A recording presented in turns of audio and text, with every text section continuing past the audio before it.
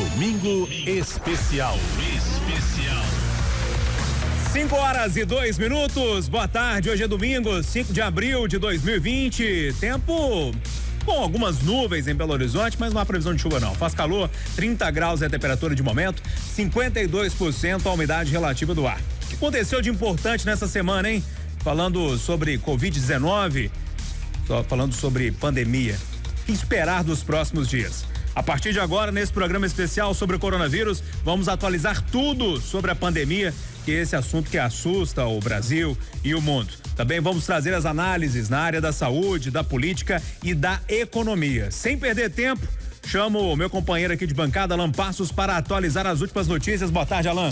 Boa tarde, Júnior. Boa tarde ao ouvinte Tatiana que acompanha esse nosso programa especial, atualizando primeiro os números dessa pandemia no Brasil, especialmente também aqui em Minas Gerais. As informações das secretarias estaduais de saúde apontam 10.583 casos confirmados do novo coronavírus no Brasil. São 456 mortes pela Covid-19. Apenas 2 estados não têm mortes até o momento: Acre e Tocantins. Aqui em Minas são oficialmente 6 mortes.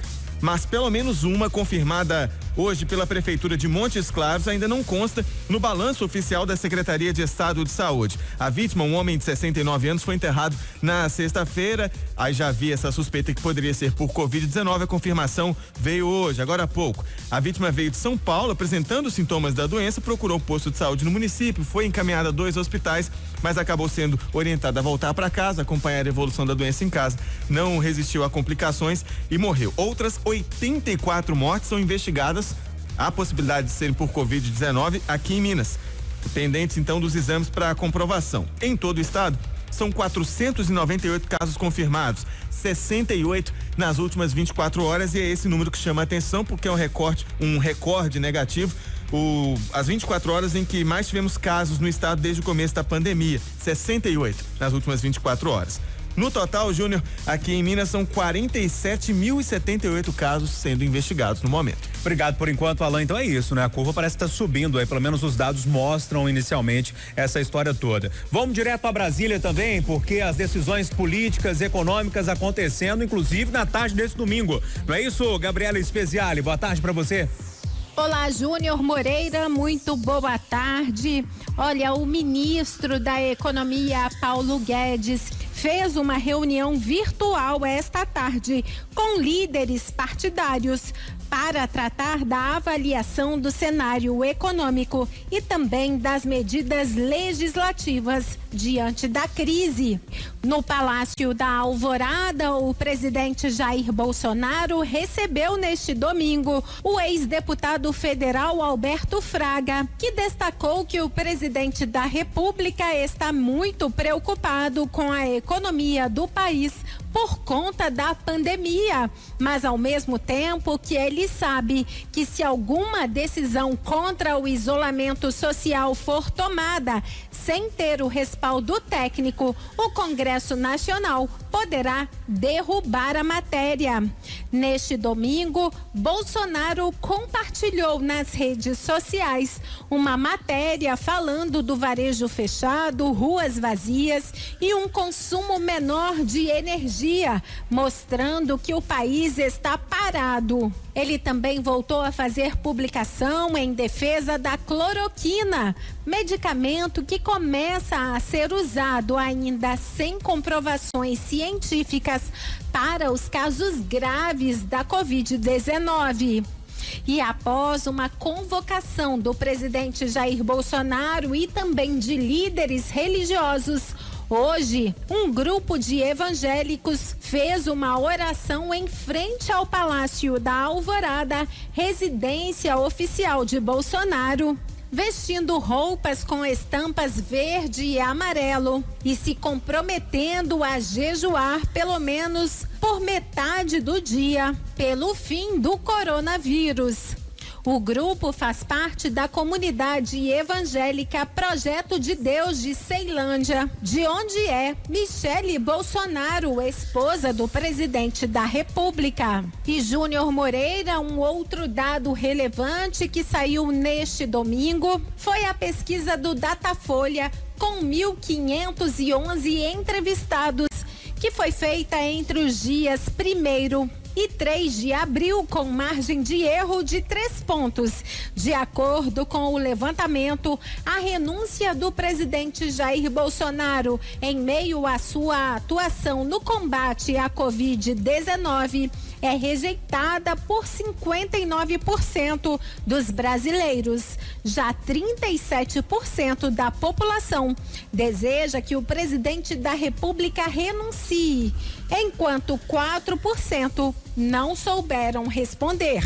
De Brasília, Gabriela Speziale. Obrigado por enquanto, Gabriela. Daqui a pouco ela volta com mais informações direto de Brasília, onde as decisões estão sendo tomadas, né? Nessa crise da economia, essa crise da saúde e também a última coisa que a gente precisava, que era uma crise política, né? Aconteceu também lá na capital federal. Alan Passo, por falar nisso, nessa movimentação aí, inclusive as redes sociais são usadas muito para isso, né? O presidente Jair Bolsonaro tuitou nessa tarde também? Tuitou, Júnior. Ele que já é de usar bastante as redes sociais, independente de tempos de pandemia, tem usado ainda mais esta ferramenta para mostrar os seus posicionamentos. Hoje foram pelo menos 2 posts nessa linha, defendendo a necessidade de retomada do comércio, coisa que ele já tem feito em entrevistas, em posicionamento aí ao longo da semana, das últimas semanas. Postou um trecho de uma matéria que falava que com o varejo fechado, ruas vazias e consumo menor de energia, o país estava parado, correndo risco sério da maior recessão aí da sua história por causa dos efeitos econômicos em função da pandemia de Covid-19. E colocou também um vídeo em que o jornalista Tomé Abduch, que ganhou repercussão aí recentemente também participando de programas da CNN Brasil, ele visita uma comunidade em São Paulo, comunidade do Jaguaré, e entrevista uma das moradores. Esse vídeo está no Twitter do presidente Jair Bolsonaro, mostrando que, na visão do jornalista e compartilhado pelo presidente, que as pessoas já estão ficando sem dinheiro para ter como levar o que comer para dentro de casa. Então, com esses posts, com esses pitacos aí nas redes sociais, o presidente vai reforçando dia a dia a sua posição, que neste momento, apesar do que ele falou outro dia de uma unidade, de manter a posição e dar autonomia aos governadores, reforçando a posição dele de que o comércio precisa voltar a funcionar. 5h09. Deixa eu colocar o Eduardo Costa nessa conversa com a gente. Eduardo Costa segue também no Domingo Especial, trazendo todas as informações, as análises com a gente. Ô Eduardo, boa tarde para você. Boa tarde, amigo. Abraço forte para todo mundo que está ligado na Itatiaia, especialmente para os nossos convidados. E como nós temos, Júnior, como convidados hoje, estou certo? Um médico e um especialista em pesquisas e estatísticas. Exatamente. Por isso é que eu quero propor a seguinte reflexão. Foi postado no Twitter, no Instagram da Itatiaia, Instagram oficial da Itatiaia, declaração do João Gabardo, que é um dos homens fortes do Ministério da Saúde, da assessoria do Mandetta, dizendo que todos nós, brasileiros, hoje ou amanhã, seremos infectados. E que o detalhe é saber fazer esta onda vir de acordo com o que a estrutura do nosso país aguente. E eu li os comentários de alguns queridos amigos da Itatiaia, internautas do Instagram, dizendo, tá vendo? É só fazer o isolamento vertical, outro. Pois é, mas quando o Bolsonaro diz... Então, eu queria primeiro lembrar que a TV Cultura reapresenta hoje uma entrevista que foi ao ar na semana passada e que passou do Moro em repercussão. Passou do Moro. Tanto na transmissão ao vivo, quanto na repercussão depois de Twitter, Instagram e tal, YouTube e tal. É um biólogo, doutor em microbiologia, que Átila Iamarino, que foi categórico. Sujeito que tem pós-graduação em EIO, que sabe o que está dizendo. E ele falou, se o Brasil não se cuidar, teremos 1 milhão de mortos. Aí alguém que ouve a Itatiaia fala, nossa, lá vem o terrorista. Não, vamos ficar com a afirmação, essa que é a proposta que eu quero fazer para esse programa, Júnior, de uma conversa sobre isso. O João Gabardo diz que todos nós seremos infectados, mas que apenas 14% de nós teremos algum problema. O meu querido cientista político está na escuta, né, Júnior? Daqui a pouquinho, Eduardo, ainda não. Tá chegando. Mas então você que vai fazer isso para mim, pega caneta, papel e vai conferir, que eu sou ruim de matemática, hein? Nós temos 200 e tantos milhões, mas vamos dizer que nós temos 200 milhões de brasileiros, certo? Boa. Se teremos 14% com algum tipo de complicação por conta do corona, nós estamos falando de 28 milhões, certo, Júnior? Certo. Considerando que Minas Gerais tem 10% de tudo que o Brasil tem, de doença, de riqueza, de pobreza, de arrecadação, de população, de eleitorado, é de se supor, com base na informação científica de uma autoridade nacional, que nós poderemos ter 2.800.000 pessoas em Minas com complicações mais sérias decorrentes do coronavírus. 2.800.000.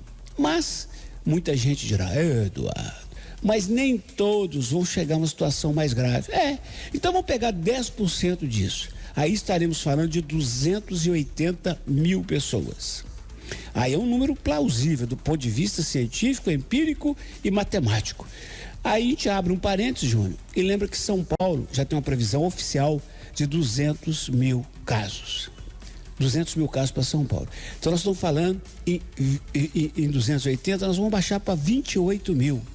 28.000 casos mais graves em Minas Gerais. Se a gente deixar que as pessoas fiquem graves, adoeçam ao mesmo tempo, vamos pôr a metade, não vamos pôr 28 não, 14.000. Vamos supor, olha os cortes que eu fui fazendo, vamos supor que mantida a expectativa do Ministério da Saúde e a gente não faz o dever de casa, que a gente tenha 14.000 pessoas graves para serem atendidas. Ora, se a gente não diluir esses 14.000 durante 1 mês e meio, 2 meses, vai faltar respirador e vai faltar caixão para enterrar os mortos. Esta é a análise que eu queria fazer para acalmar as pessoas que querem acabar logo com o isolamento. Eu sei, o sufoco eu também não gosto não, mas faz parte e é necessário, caro Júnior Moreira. Eduardo, tirando essa parte da análise de saúde, que sempre é muito interessante quando a gente coloca em dados e números, né? Deixa isso tudo mais plausível para todo mundo compreender. A Gabriela Speziale trazia essa pesquisa do Datafolha, que revela que 59% do eleitorado rejeitam a ideia de uma renúncia do presidente Jair Bolsonaro. Eu achei a pesquisa um tanto quanto apressada demais, no meio de uma situação tão complexa dessa, falar em renúncia ou até mesmo falar em impeachment. Como que você avalia essa pesquisa de hoje aí? Eu acho que é um desserviço, sabe? Eu tenho o maior respeito pela Folha de São Paulo, pelo Grupo Folha, né? Mas como o Grupo Folha está batendo de frente com o Bolsonaro, eu acho que é mais um daqueles momentos em que misturam a oposição ao desserviço ao país. Falar em impeachment do presidente, quando o presidente fala uma coisa que a gente não concorda, a gente fala que não concorda, mas daí, no meio da crise, no epicentro, gente, que tristeza, no epicentro da crise, quando o Brasil leva vantagem, porque tem um clima favorável, aqui as pessoas não estão tão adensadas, tão juntas como em países da Europa, nós temos ar puro, ainda mais agora que parou tudo, nós temos tudo a nosso favor. Quando o presidente fala uma bobagem, vamos botar os pontos nos is. Mas daí a vir com essa conversa de impeachment, peraí, não vamos fazer isso com o país, gente. O presidente está mantendo, mesmo a contragosto, mantendo lá o Mandetta, mantendo lá o Paulo Guedes, mantendo lá o presidente da Caixa, pessoas qualificadas e comprovadamente eficientes. A ministra da Agricultura, o ministro da Infraestrutura, eu não preciso gostar do Bolsonaro para torcer para que ele dê certo, ainda mais numa hora dessa. Eu acho um desserviço. Você quer saber o que é a minha opinião, Júnior? Se eu sou editor da Rádio Itatiaia, ou de qualquer veículo de comunicação, tem algumas notícias que eu simplesmente iria ignorar. Essa é uma delas. Falar em impeachment do presidente no meio da pandemia que o Brasil nunca viveu e provavelmente nunca mais vai viver na história dele.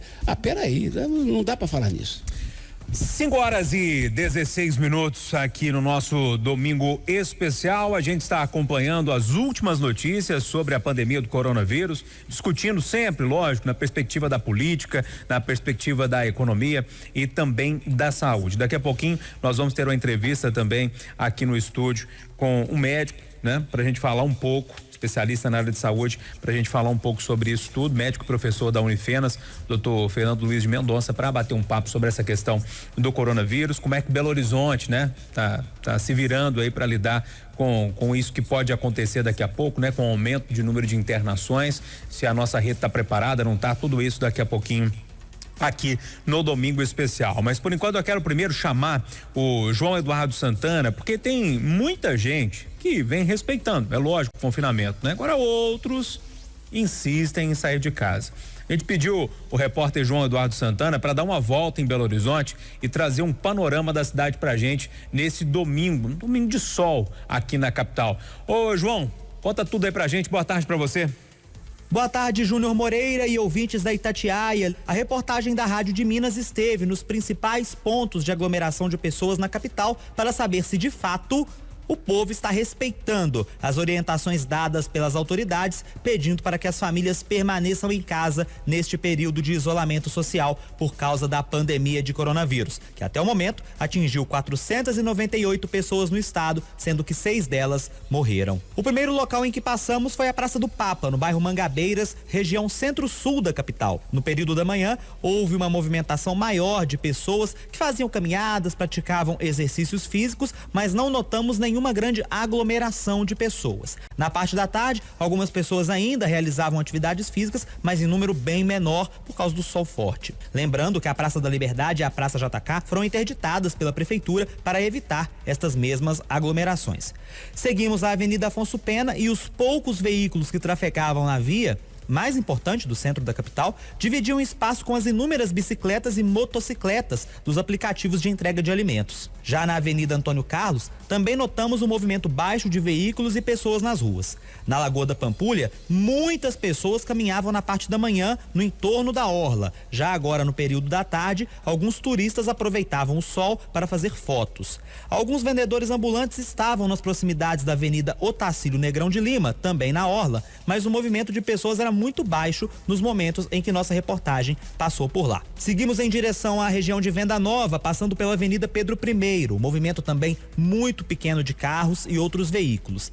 Nas imediações da UPA Norte, ali na rua Padre Pedro Pinto, a triagem para pessoas com possíveis sintomas de Covid-19 também estava vazia, apesar do grande número de carros que estavam estacionados no pátio desse centro de saúde. Movimento tranquilo também, Júnior, na entrada do Hospital Odilon Berens, aqui no bairro Lagoinha, já próximo da sede da Itatiaia. Poucas pessoas estavam na portaria quando nossa reportagem passou por lá. Na rua Itapecerica, flagramos algumas pessoas sentadas na frente de bares que estavam fechados em pequenas aglomerações, fazendo uso de bebidas alcoólicas. Uma coisa também que nos assustou, Júnior Moreira, foi a quantidade de moradores de rua, que já é grande e hoje me pareceu que estavam em número maior ainda. Muitos deles fazendo suas refeições, comendo seus marmitex na frente de estabelecimentos comerciais fechados aqui na região da Lagoinha, mas muitos moradores de rua mesmo aqui na região, mais do que o normal que nós estamos habituados a ver. No geral, a gente pôde constatar, Júnior, que a maioria das pessoas está respeitando a orientação do isolamento social aqui em Belo Horizonte.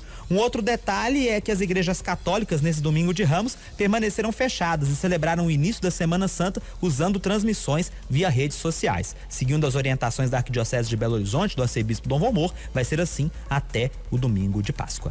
Repórter João Eduardo Santana. Obrigado, João. Ô Eduardo, é uma discussão interessante se fazer, porque a própria percepção do João Eduardo aí de que a maioria está respeitando, lógico, né, o confinamento. Ao mesmo tempo, tem uma minoria aí que, querendo ou não, causa um certo volume de pessoa ali na orla da Lagoa da Pampulha, por exemplo. Estava acompanhando alguns tweets aqui que o nosso Alexandre Botinha me mandou aqui agora. Um tweet, por exemplo, do Marcelo Beckler, nosso correspondente, daqui a pouco vai falar com a gente direto da Espanha, inclusive.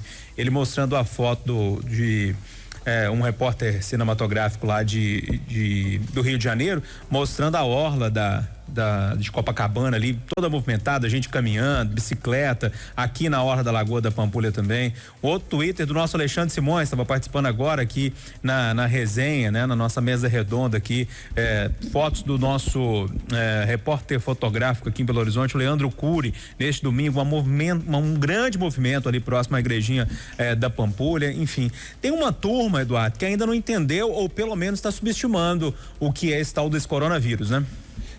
Leandro Cury, que é filho de um grande radialista que já está no andar de cima, o Vitor Cury. Saudades do Vitor e abraço pro Leandro. Ô Júlio, eu não lembro qual médico que eu perguntei, ele disse que se você tem uma rua absolutamente deserta e você resolve fazer uma caminhada para tomar um sol, você não tem opção, porque mora em apartamento, isso não é o pecado. Não pode ir para a hora da Pampulha, um tantão de gente, ou para uma praça e ficar ali numa convivência que não é a esperada. Agora, eu sei, não é fácil, mas vamos ter paciência, porque esse esse isolamento, uma hora ele vai passar. Eu queria dizer aos ouvintes da Itatiaia que nesse fim de semana eu conversei com pessoas do governo do estado e da prefeitura.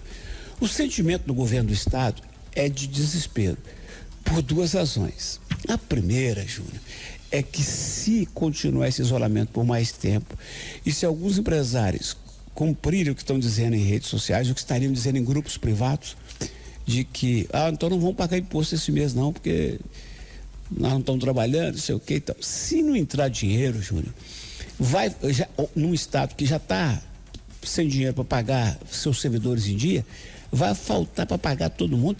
E uma pessoa do governo de Minas falou que vai faltar até o 1/10 que eles mandam para a Justiça e para a Assembleia. Então a situação do estado é horrorosa. E vale lembrar que o principal benefício concedido pelo governo federal até agora, que é a suspensão do pagamento da dívida pelos estados. Só que Minas já está nesse processo graças a liminares lá no STF. Minas já deve 14 bi. Então a situação do estado do ponto de vista econômico e financeiro com a Covid é desesperadora. Só que na outra ponta o governador Zema tem insistido em que ele vai fazer a coisa da maneira correta, como ele costuma dizer, as melhores práticas. Ele deve, em determinado momento, começar a pensar em abrir, porque Minas são muitas, né? Tem realidades diferentes em cada região, mas assim, focado em outras regiões que não a de Belo Horizonte, onde imagino que o governador tende a se afinar com o prefeito Calil. Eles tiveram uns choques, mas já se falaram e tal, e tão bem. Aí vamos transferir o assunto para cá. O que disse o Calil sexta-feira no chamada geral da Itatiaia: eu não mando fechar, nem mando abrir. Eu não apito nada, eu cumpro ordens de um comitê gestor da crise, no que eu acho que ele está coberto de razão. Ele pegou o secretário dele da saúde, o Jackson Machado, juntou com o Estevão, que está sempre na Itatiaia, o Naito Perambai, mais um médico, eu não lembro agora, que são infectologistas que sabem o que estão fazendo. E delegou a esses senhores a responsabilidade de administrar. Parece, Júnior, amanhã tem uma reunião desse conselho, parece que depois de uma análise dos números dos últimos dias, eles tendem a marcar para segunda que vem, dia 13, portanto pós-Páscoa, a discussão mais, digamos, concreta da reabertura de lojas e de atividades. Vou repetir para não causar mal entendido. A prefeitura não está liberando e não tem sequer data para liberar. O sentimento que eu tenho depois de conversar com algumas pessoas é que, se tudo correr dentro do que está indo, pode a prefeitura começar a discutir isso em 13 de abril, na outra segunda-feira. Mas também não estou dizendo que vai abrir, não, vai discutir, porque há uma controvérsia, né? No começo, 20 dias atrás, a gente pensava que o ápice da epidemia entre nós se daria a partir de amanhã e até o dia 20. Agora já se imagina que ela virá em maio. Resumindo, não tem data para acabar, mas o isolamento até aqui é necessário e é o que diz quem entende do assunto. Se quem entende do assunto está falando isso, vamos obedecer. Ô Júnior, manda quem pode, obedece quem tem juízo. É mais ou menos por aí, Eduardo. É interessante falar sobre essa questão da briga, né? Dessa queda de braço aí envolvendo a saúde e a economia. E mais uma vez eu falo aqui a opinião que eu tenho desde o início dessa história toda. É um falso dilema essa briga da economia e da saúde. A gente precisa sempre falar em saúde e economia. Primeira coisa é preservar vidas, porque essas vidas que vão fazer girar a economia também. E em paralelo com tudo isso, analisando sempre a questão econômica e, lógico, discutindo, avaliando, sempre que possível, a reabertura de um setor ou outro. Então, a informação que o Eduardo vem trazendo aí. Uma reunião na outra segunda-feira pode começar a discutir se isso vai acontecer ou não aqui em Belo Horizonte. Mas é um falso dilema que politizou demais, né? Que colocou direita e esquerda, aquela briga novamente, e que é uma coisa que é impensável, né? Se a gente, só para fechar, Eduardo, se a gente frouxa um pouquinho aqui agora, daqui a pouco vai ser necessário uma nova quarentena, aí sim, muito mais forte, e aí eu acho que a economia vai sofrer muito. Eduardo. O Júnior, a Edilene trouxe ao rádio e fez um post hoje, final da manhã, de uma constatação que resume o seguinte: no caso da capital, Belo Horizonte optou pelo isolamento. A Edilene foi cobrir uma manifestação na porta da prefeitura e lá estavam 30 pessoas. Isso diz tudo, né, Júnior? Diz muita coisa. Inclusive, daqui a pouquinho a Edilene Lopes vai trazer todos os detalhes dessa manifestação pra gente e o que ela tá apurando aí nos bastidores da política, não só aqui para Belo Horizonte, mas também para Minas Gerais. 5h27 no nosso programa especial. Vou fazer um breve intervalo comercial. Daqui a pouquinho, no próximo bloco, nós vamos tratar de saúde. Tem uma entrevista aqui com um profissional de saúde, com o doutor Eduardo Luiz Mendonça. Ele é professor da Unifenas aqui em Belo Horizonte, médico, que vai trocar uma ideia com a gente. Inclusive, tem algumas informações que acabam de chegar para ele aqui, como uma decisão da justiça em relação a equipamentos de segurança aí para os profissionais de saúde. Tudo isso daqui a pouco no próximo bloco aqui no Domingo Especial. Agora, 5h28. Com o Prezão da Claro, você tem o dobro da internet mais rápida do Brasil. São 6 GB para navegar no 4.5G, até 10 vezes mais rápido. WhatsApp ilimitado e ligações ilimitadas para qualquer operadora do Brasil por apenas R$19,99 por 30 dias. E aí, tá esperando o quê? Troca o chip. Prezão nesse celular. Saiba mais em claro.com.br/prezão. Claro, você merece o novo. O seu bistrô A Provençal agora vai até a sua casa. Por tempo indeterminado, o Bem-vindo atenderá apenas por delivery. Faça seu pedido pelo iFood ou retire em nosso restaurante. Experimente o que a boa gastronomia tem de melhor, na segurança e tranquilidade da sua casa. Restaurante Bem-vindo. Faça seu pedido pelo telefone 3327-3374. Itatiaia, informação e prevenção o tempo todo. 20 segundos. Esse é o tempo mínimo para lavar as mãos com água e sabão de maneira eficaz para evitar a propagação do coronavírus.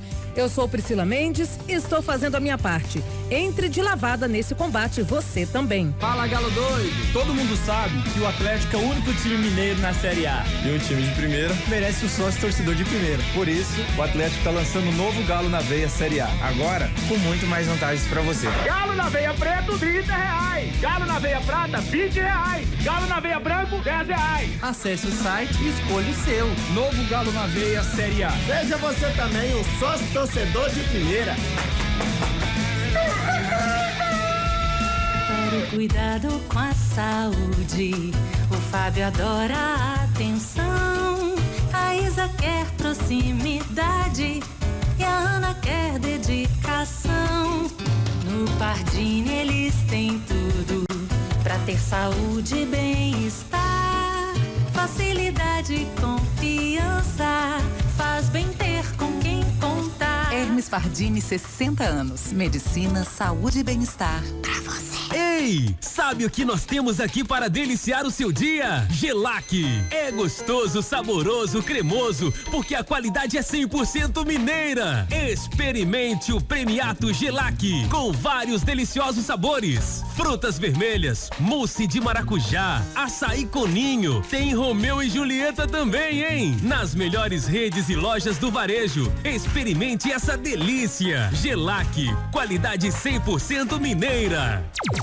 Itatiaia, informação e prevenção o tempo todo.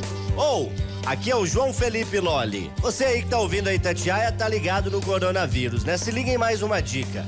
Nada de lencinho de pano, hein? Para evitar a contaminação, só use lenços descartáveis. Anota essa, fica longe do corona. Domingo Especial. 5h31 no nosso Domingo Especial. Alan Passo está chegando aqui com mais informações. Esse bloco nós vamos dar uma ênfase na saúde.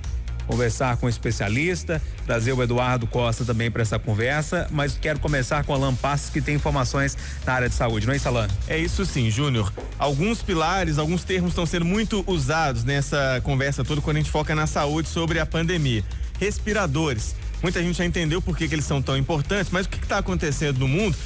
A gente tem falado bastante que é uma guerra contra o inimigo em comum, e aí existe uma solidariedade até a página 2, né? Porque o Brasil, por exemplo, assim como outros países com menor poder financeiro, tem enfrentado grandes problemas no mercado mundial, Júnior. A concorrência com países ricos que estão aceitando pagar mais caro pelos equipamentos, a baixa capacidade de produção das empresas brasileiras em relação à tremenda demanda que existe neste momento e a complexidade de fabricação desses aparelhos que também não são produzidos assim da noite para o dia. Tem um número aqui que é do Ministério da Saúde, um número oficial, que existem 65.411 ventiladores mecânicos no Brasil. Cerca de 70% desses estão no SUS, cerca de 46 mil. 3.600 estão em manutenção ou ainda não foram instalados. 46 mil parece até muito você ouvindo esse número, mas é pouco perante a tanta necessidade. E o pior, isso é mal distribuído. A distribuição não é bem feita. 33% dos municípios têm no máximo 10 respiradores disponíveis. Uma situação de epidemia, de descontrole, de muita gente precisando ir para a UTI, isso é muito pouco. E o poderio norte-americano tem se destacado nisso tudo, que quando a gente fala de países ricos ganhando essa briga de países pobres, tem os países mais ricos ainda. Então, assim, os chineses, produtores chineses têm sido acusados de desfazer acordos com países como o Brasil, países latinos e também com países como Espanha, Itália, França e enviado esses equipamentos para os Estados Unidos, depois do acordo ter sido feito. O que está acontecendo? O Brasil vai e compra, por exemplo, cada respirador tem sido avaliado em média $15 mil. Coisa de pouco mais, quase R$75 mil, né? O Brasil faz essa proposta, o fabricante aceita e põe ali uma multa. Países e empresas como as dos Estados Unidos têm aceitado pagar o que o Brasil já pagou e a multa rescisória, acima do que o Brasil pagou, mais a multa rescisória. E aí depois a empresa vai e cancela. Aconteceu recentemente com uma carga, nessa semana, sexta-feira, com uma carga avaliada em R$42 milhões que iria para a Bahia e outros estados do Nordeste. O presidente Donald Trump negou essa parte, disse que é uma questão de concorrência de mercado, que o que já foi vendido para outros países eles não estão intervindo, apesar de toda a acusação, mas disse sobre a questão das máscaras. Aí as palavras do Trump: não quero outros países conseguindo máscaras antes dos americanos. Então, o America First funciona nisso aí também, né, Júnior? Ô, Eduardo, antes de colocar o doutor Fernando Luiz de Mendonça na nossa conversa aqui, ontem eu acompanhava o Chamada Geral e você entrevistava um empresário que está focando na produção de respiradores específicos para essa situação de Covid-19, não é isso? É isso. O cidadão, ele trabalha com tecnologia, inclusive é o responsável por esse cartão ótimo dos ônibus aí da região metropolitana. E como a empresa dele está meio que parada, em função, né, de todo mundo estar parado, o que ele fez? Ele botou os engenheiros, fez uma parceria com um conhecido que está estudando fora, e eles criaram um projeto que dá para fazer de forma simplificada um respirador que vai custar entre 5 e 10 mil reais. 5 e 10 mil reais. Eu tomei um choque quando eu vi o Brasil pagando 75 mil no respirador e pensei cá comigo, falei assim, gente, como nós somos um país que precisa mudar depois dessa crise? Porque para que a gente precisa de viver uma situação dessa? Por que a gente precisou chegar a esse ponto? Por que a gente não tem quantidade maior, né? E ele está disponível, se a FIENG está interessada e essa coisa vai andar. Ele está procurando parceiros. Quem estiver ouvindo Itatiaia agora, que quiser conhecer o projeto, conversar com o Marco Tonucci, que é o responsável, a empresa chama Tacom. T de Tereza, A de ação, C de casa, O de OMS e M de OMS. Tacom. É isso. Agora, Júnior, essa crise, ela vai revelar pra gente muita solidariedade, como esse grupo que tá botando aquelas mensagens bonitas no prédio lá do edifício JK, né? Mas vai mostrar muito egoísmo e mostrar o verdadeiro mundo tal como ele é. O presidente dos Estados Unidos, a grande nação do planeta, diz textualmente: eu não quero respirador chegando a outros países. Quer dizer, se os americanos não morrerem, que se danem os outros. Que coisa triste da gente ouvir no século XXI, amigo. Muito triste. A gente recebe aqui no Domingo Especial Eduardo Alan Passos, o médico e professor da Unifenas BH, doutor Fernando Luiz de Mendonça. Ele também é presidente do Sindicato dos Médicos de Minas Gerais. Doutor Fernando, prazer recebê-lo aqui mais uma vez na Itatiaia. Boa tarde para o senhor.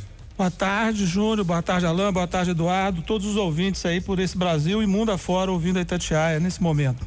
Só um minutinho, doutor, a gente vai começar o papo, mas os números da Covid-19 no Brasil acabam de ser atualizados, é isso, Alan? É isso mesmo, a gente começou o programa com uns números e agora eles já foram atualizados pelo Ministério da Saúde, que aponta 11.130 casos confirmados no país. 11.130 casos confirmados da Covid-19. O número de mortes subiu para 486, uma taxa de letalidade de 4,4% até aqui. Segundo o balanço oficial do Ministério da Saúde, Minas Gerais tem 6 mortes confirmadas, mas a gente já trouxe essa informação no começo do programa, que pelo menos mais uma morte foi confirmada, ainda não consta nesse balanço, uma morte em Montes Claros confirmada pela Prefeitura. Provavelmente essa morte vai ser trazida no boletim de amanhã, que está sendo atualizado pela manhã diariamente pela Secretaria de Estado de Saúde. Mas no momento são 6 mortes em Minas, 486 no país, 11.130 casos confirmados, Júnior. Ô Alan, você já quer começar a conversa com o doutor? Pode ficar à vontade. Eu queria, sim, já fazer uma primeira pergunta pro doutor Fernando, porque tem chamado a atenção, pelo menos de minha parte, doutor, essa taxa de letalidade no país, 4,4%. Em relação a outros países e a dados do mundo inteiro, que a taxa brasileira tá maior. A que se deve isso? É falta de teste? É porque os números aqui realmente estão mais altos? Porque a gente não está conseguindo ter realmente o número como um todo, subnotificação? O que representa essa taxa de mortalidade até aqui? Bom, na verdade, um pouco de tudo que você falou, né? Essa taxa vai cair na medida em que os diagnósticos foram sendo feitos. Nós temos aí 3 grandes gargalos, eu diria, em relação a essa pandemia. O primeiro deles é exatamente a falta dos kits para o diagnóstico. A gente não tem dado diagnóstico. Então, o diagnóstico é o denominador dessa conta aí. Na hora que a gente tiver maior número de casos confirmados, o número de mortes em relação a esses casos confirmados vai diminuir. No mundo, a taxa tem variado de 1%, 2%, claro, dependendo da faixa etária. A faixa etária dos grupos de risco ela é sempre maior, chegando até 15%, 20%. Né? Então, esse é o primeiro grande gargalo. Na nossa visão, é o diagnóstico que não consegue ser dado de maneira adequada porque não tem teste. A gente aponta também como grande problema a falta de equipamentos de proteção individual para os profissionais. Com isso, a gente tem um risco do profissional ficar doente, e esse profissional doente, o que acontece? Ele sai dessa frente de batalha. É um profissional a menos para enfrentar a batalha. E o que é pior, às vezes ele, sem ainda saber que está doente, ele contamina outras pessoas que vão na busca do atendimento. O terceiro grande gargalo é exatamente a falta de leitos e leitos equipados, preparados com respiradores. E este talvez seja o ponto que as pessoas às vezes não percebem, o porquê do achatamento da tal curva que precisa ser feito. É porque não só aqui, como no mundo inteiro, não se tinha preparativos para poder ter tantos casos ao mesmo tempo. Então não se tem no mundo hoje essa organização pronta para ter um grande número de casos num curto espaço de tempo. Então está sofrendo o mundo inteiro com isso. E à medida que Belo Horizonte, por exemplo, Minas Gerais, a gente não escuta em termos de Brasil falando ainda como um grande foco de doença, porque Minas entrou primeiro até no isolamento. E o isolamento, as pessoas às vezes, eles não entendem, né? Não sabem por que estão isoladas, né? Escutam, a maioria vai ficar bem. De fato, repito, 80% das pessoas que ficarem doentes, elas vão ter praticamente nada. Pegando carona nos números aí do Eduardo, né? Fazendo assim uma continha básica, né? Imaginando, o ministro fala que mais da metade da população vai ficar doente, mas vamos pegar um número básico, né? Que 20%, que 1 em cada 5 fique doente. Pegando Belo Horizonte, então, 5 milhões, grande Belo Horizonte, 5 milhões de pessoas, 1 milhão fica doente. A maioria absoluta, 800 mil pessoas, não vão ter mais do que sintomas de resfriado. Mas 15%, isso dá em torno de 150 mil pessoas, vão precisar de hospital, vão precisar de leito qualificado, vão precisar de oxigênio. Nós ainda não temos isso. E 5%, que dá 50 mil pessoas, vão precisar de leito de CTI. Nós não temos isso e está sendo montado. O hospital de campanha do Expo Minas deve ficar pronto para funcionar no final do mês. O hospital lá do Mineirão sabe-se quando vai ficar pronto. E ficar pronto entra num outro problema. Ficar pronto é pronto com o quê? Com espaço físico? Não, ele precisa de recursos humanos, precisa de profissionais, e é um espiral negativo. Profissionais que não podem ficar doentes, que para isso precisam de EPI, né? E para poder dar o diagnóstico precisa de ter os testes. Então, a gente às vezes gostaria muito de poder estar vindo aqui hoje, dar só notícia boa. A gente fica cansado de ficar em casa. Hoje eu vi no jornal o cidadão reclamando, tem 40 dias que eu estou em casa. Bom, não é pelo coronavírus, porque tem só 15 que começou a quarentena, mas a sensação é tão angustiante, o sofrimento mental é tão grande que um dia parece um mês quando eu não posso fazer aquilo que eu quero. A gente gostaria de levar as notícias boas, mas a gente tem que levar o fato que a gente vê e é real. Pessoas estão morrendo. Ah, mas é 5%. Mas quando esse 1% é o seu pai, a sua mãe, o seu filho, você não quer saber dos 99,999 que não aconteceu. Então o que a gente vê, infelizmente, é isso, que pessoas estão morrendo. Doutor Eduardo, você pode entrar na conversa quando quiser também. Eu vou fazer uma pergunta aqui pro doutor Fernando. Doutor, algumas informações assim me assustam, mas eu não sei se eu realmente estou assustado com razão ou não. Algumas notícias que vão chegando pra gente. Em alguns países do mundo, eles precisam usar anti-inflamatórios, antibióticos, enfim, de origem animal, porque já não existe medicamento mais. Essa questão de um teste agora da BCG testada como vacina para o coronavírus também, e aquela insistência na questão da cloroquina. O próprio ministro Mandetta disse que o último estudo que saiu era um estudo ainda fraco, frágil, né? Ele usou a palavra frágil nesse momento. Como é que o senhor está vendo essa questão dos medicamentos, essa ânsia por encontrar um medicamento milagroso aí que poderia resolver o problema? Este é o famoso caso de trocar o pneu furado com o carro andando, e no caso os 4 pneus furados ao mesmo tempo. A gente tem que entender que o primeiro caso foi relatado no final de dezembro, nós estamos começando de abril. Então são um pouco mais de 90 dias, onde desde o primeiro caso está saindo os primeiros estudos. E aí entra naquilo que a gente chama às vezes de medida heróica. Não se tem absolutamente nada comprovado no mundo inteiro. Tem estudos tentando buscar alternativas. Por exemplo, na minha área, eu sou pediatra, até então não tivemos caso de óbito em meninos menores de 10 anos. Isso chama atenção. Por que não tem? E aí começam as pesquisas. Será que foi porque vacinou a BCG? Começam as pesquisas são feitas, infelizmente, em cima da tragédia que já está pré-anunciada. O paciente está ali muito grave, está evoluindo para o óbito, não se há o que fazer, então se surge terapêuticas do tipo a cloroquina, a troca do plasma, e vão surgir outras que teoricamente em tempos normais precisariam de meses e anos de estudo, aprovações que levariam passar por comissão de ética e que estão sendo feitas de maneira rápida. E é correto que se faça isso, porque aquele paciente que está morrendo pode ser a única chance. O que não dá direito, a gente entende, é que as pessoas, por exemplo, no caso da hidrocloroquina, vão à farmácia, acabem com os estoques desse remédio, que outras pessoas, porque a gente não pode esquecer que o mundo também segue com outras coisas.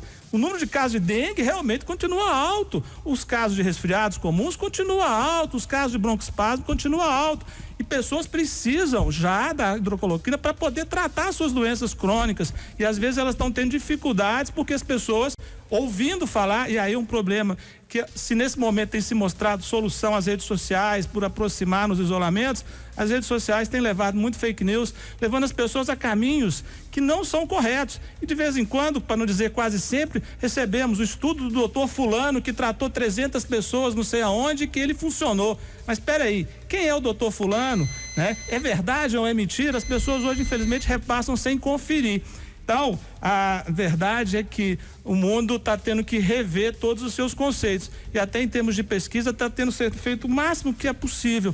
E então todos os tratamentos que demonstram alguma utilidade têm sido tentados. Agora, efetivamente, não temos uma vacina ainda, isso vai demorar, não temos um remédio efetivo, porque se tivesse não estava tendo quase 1.000 casos de óbito por dia nos Estados Unidos, não estava tendo 800, 900 casos de óbito por dia na Espanha.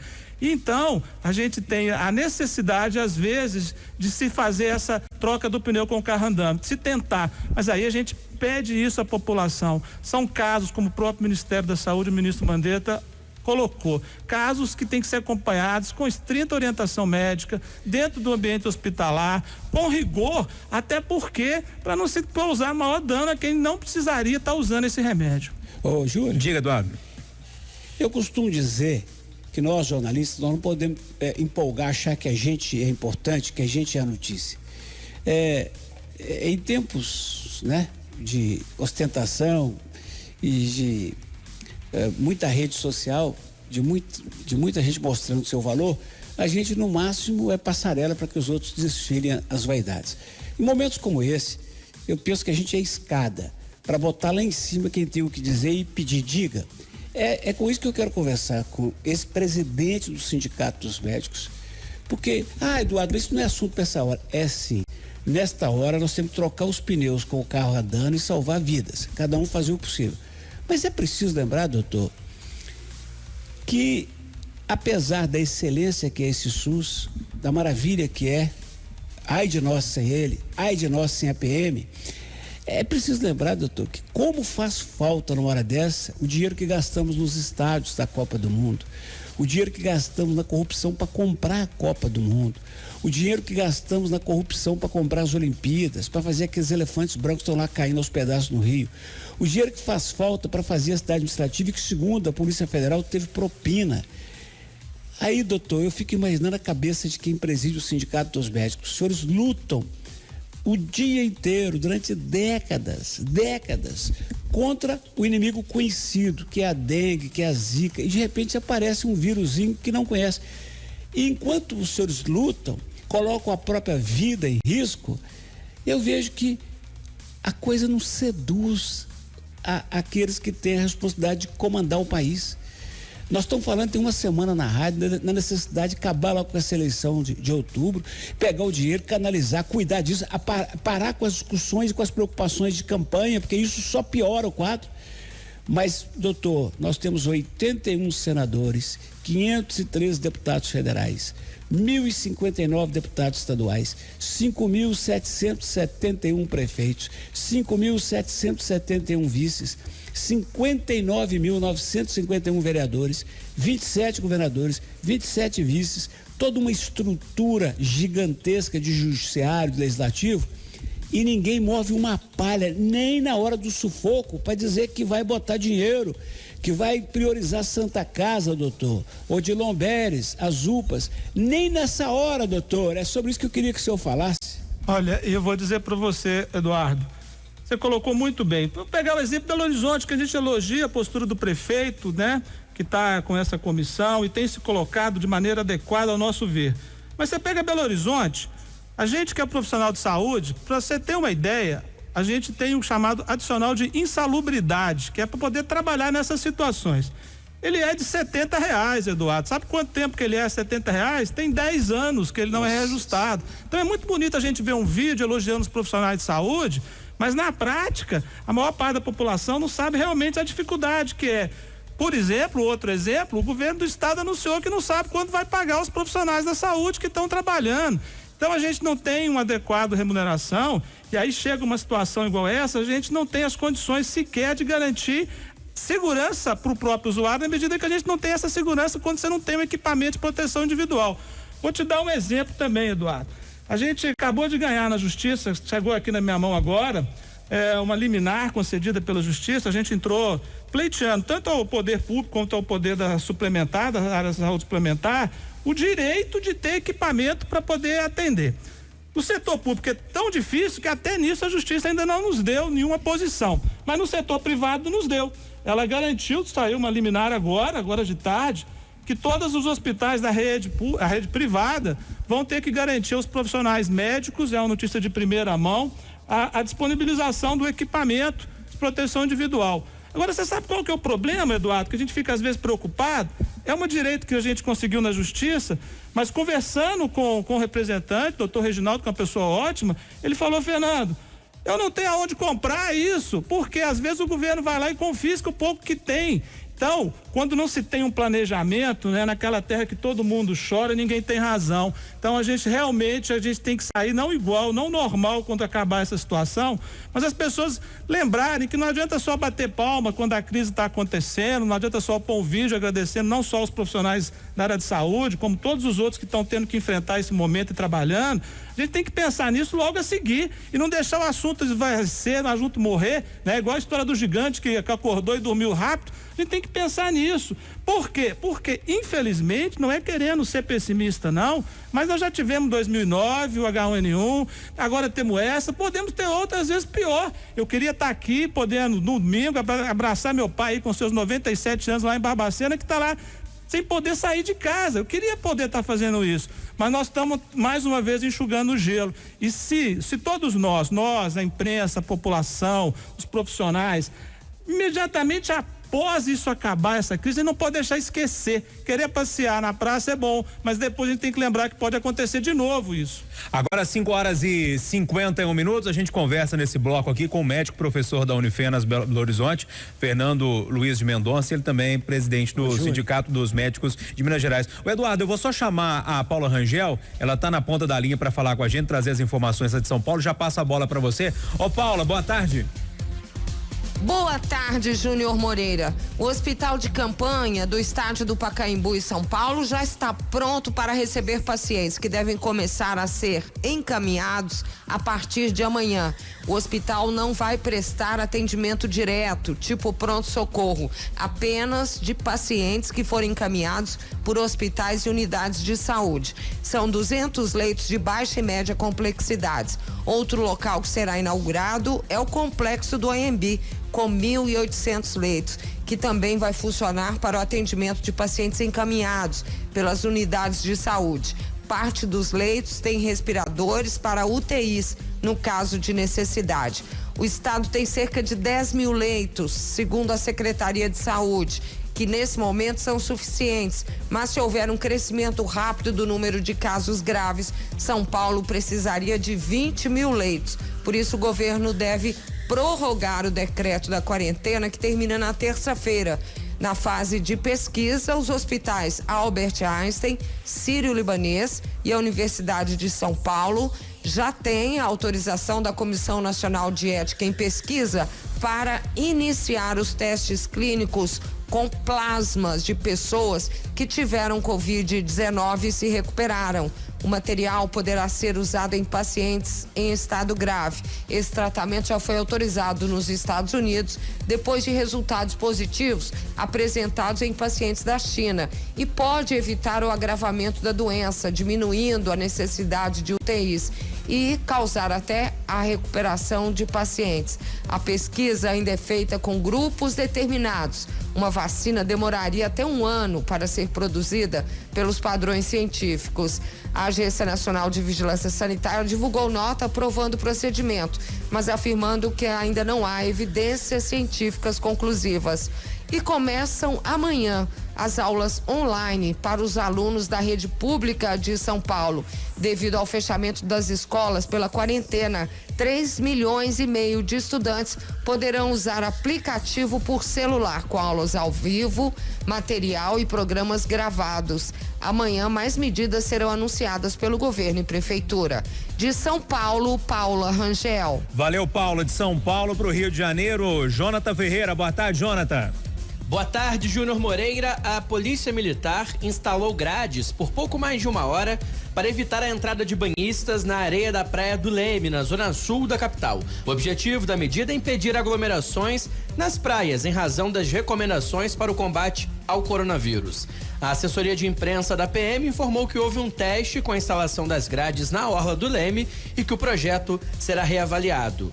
O governo do Rio irá ampliar, a partir de amanhã, a testagem de pacientes com os sintomas da Covid-19. Os novos testes deverão ter os resultados divulgados em até 15 minutos. O estado adquiriu 1.200.000 testes e ganhou outros 200.000 em forma de doação da Petrobras. As testagens serão realizadas em postos do Detran, no sistema parecido como drive-thru, no qual o paciente poderá ser testado sem sair do carro. O governo vai lançar na quinta-feira uma ferramenta virtual para que a população tire dúvidas sobre sintomas da Covid-19 e quando procurar assistência médica. A plataforma funcionará em tempo real e, segundo o relato da pessoa, indicará o que ela deve fazer. A ideia é evitar que os hospitais fiquem lotados. O governo do Rio confirmou hoje mais 6 mortes em decorrência da Covid-19, elevando o total de casos para 58. Outras 72 mortes ainda são investigadas. O estado tem 1.246 casos confirmados da doença, sendo 982 na capital e os demais em outras 37 cidades. Júnior Moreira.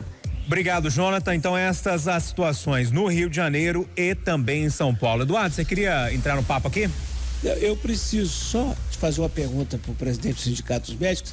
Sim. E para contextualizá-la, quero lembrar que quando ele diz que já conseguiu eliminar da justiça para a rede privada e não para a rede pública, é claro que não consegue. Gente, quem botou o Estado nesse buraco, que foi o governo Fernando Pimentel, as contas dele foram aprovadas pelo Tribunal de Contas.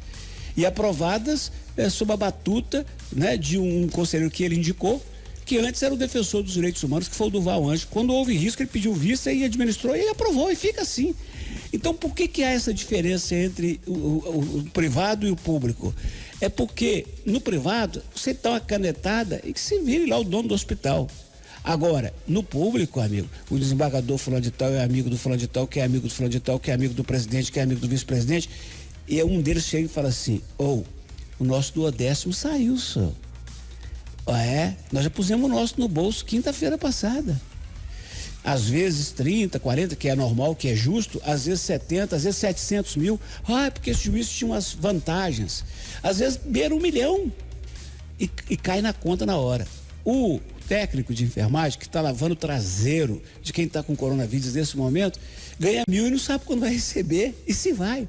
E para encerrar, agora fazendo a pergunta, nessas horas, meu caro Júnior, nós temos que dizer isso para as pessoas. Você vai em outros poderes aí, você pega qualquer profissional de nível médio que tem 10 anos de casa, o cara ganha 15, 20 contos. Então eu queria que o doutor contasse, é desagradável para uma tarde de domingo, mas é preciso que o doutor dissesse por alto assim, quanto é mais ou menos, Júnior, o salário de um médico da prefeitura, na média das prefeituras, né, Santa Luzia, Neves, Belo Horizonte, e um médico do estado, para o povo ficar sabendo. E aí, doutor? É uma pergunta que a gente considera no Brasil, a gente fala assim, o médico ganha 3 mil, 4 mil, ganha muito, ele ganha 3, 4 salário mínimo. Mas aí é realmente uma miséria, se fosse colocada aquela fala do promotor, né? O promotor que disse certa vez que ganhava 20 mil e achava era uma miséria, a gente entende que se trata numa questão que é na verdade, de uma desigualdade muito grande, sabe, Eduardo? Todo mundo eu acho que merece ganhar bem. O salário mínimo no Brasil, infelizmente, ele é muito pequeno. Essa situação que a gente vê de relação às pessoas que querem trabalhar, não é porque elas não estão preocupadas tão só com a economia, elas estão preocupadas com a subsistência. Então, a intervenção do governo tinha que ser nisso. As pessoas não querem ficar em casa, não é porque elas não querem se proteger, não querem proteger os seus parentes, seus idosos. Elas querem sair porque elas precisam ganhar mais do que o salário mínimo. O médico hoje, inicial da rede de prefeitura, ganha em torno de 3 mil reais o vencimento inicial, que é basicamente o inicial do estado. Aí você tem algumas gratificações, né? Aumenta às vezes um pouco, você tem os adicionais de urgência, 70, não é igual tão miserável de 70 reais, ele tem um pouco mais que isso, em torno de mais R$1.000, chega num salário bruto às vezes de 5, 6 mil. Só que se o médico fica doente, ele volta para aqueles 2, 3 mil. Agora tem um problema mais grave ainda, Eduardo, é que com o passar do tempo, não se está tendo mais a contratação do profissional por um valor que seja sequer vinculado a uma carteira de trabalho ou a um concurso público. Eles têm sido obrigados, os profissionais médicos, a se transformar em PJ, ou seja, pessoa jurídica, e passam a receber valores brutos, né? Então, nós tivemos uma prefeitura aqui da região metropolitana que pagava R$1.000 por plantão e passou a pagar 800. Tivemos concursos públicos recentes que eram para inglês ver, pagando em torno de R$400 por 12 horas. Então, se a gente pegar a média salarial de um médico, ele é realmente muito baixo.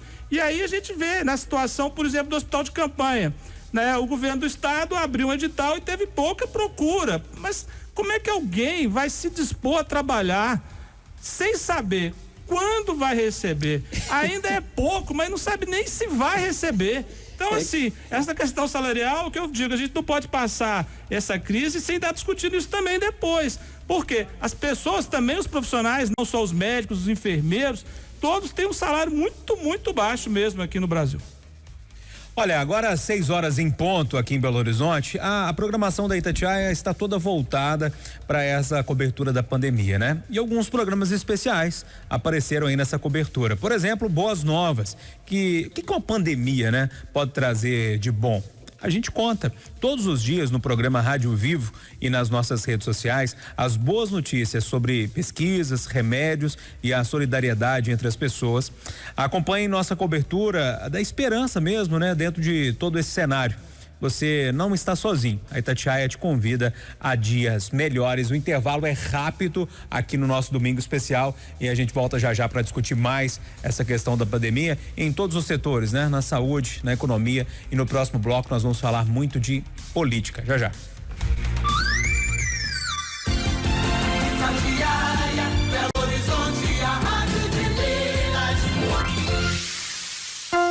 Notícias de Minas. Se preparando para o enfrentamento do coronavírus, o governo de Minas deu início à construção de um hospital de campanha no Expo Minas, em Belo Horizonte. A ideia é aproveitar um galpão de 18 mil metros quadrados, climatizado e com um pé direito adequado, onde serão instalados 800 leitos para atendimento aos doentes. O projeto prevê também a oferta de mais de 100 leitos de alta complexidade em uma área anexa. O governo de Minas informou ainda que outros leitos serão ampliados em hospitais no interior. Para isso, a Polícia Militar começou a contatar prefeituras para ter um panorama de onde podem ser erguidos hospitais de campanha ou ampliados leitos em unidades já existentes. Uberlândia, Juiz de Fora, Barbacena e Divinópolis são municípios que apresentam potencial. Hoje, o SUS opera com cerca de 2.000 leitos em Minas. Metade estará vaga com cancelamento das cirurgias eletivas e será utilizada no combate ao coronavírus. Minas Gerais. Governo diferente. Estado eficiente.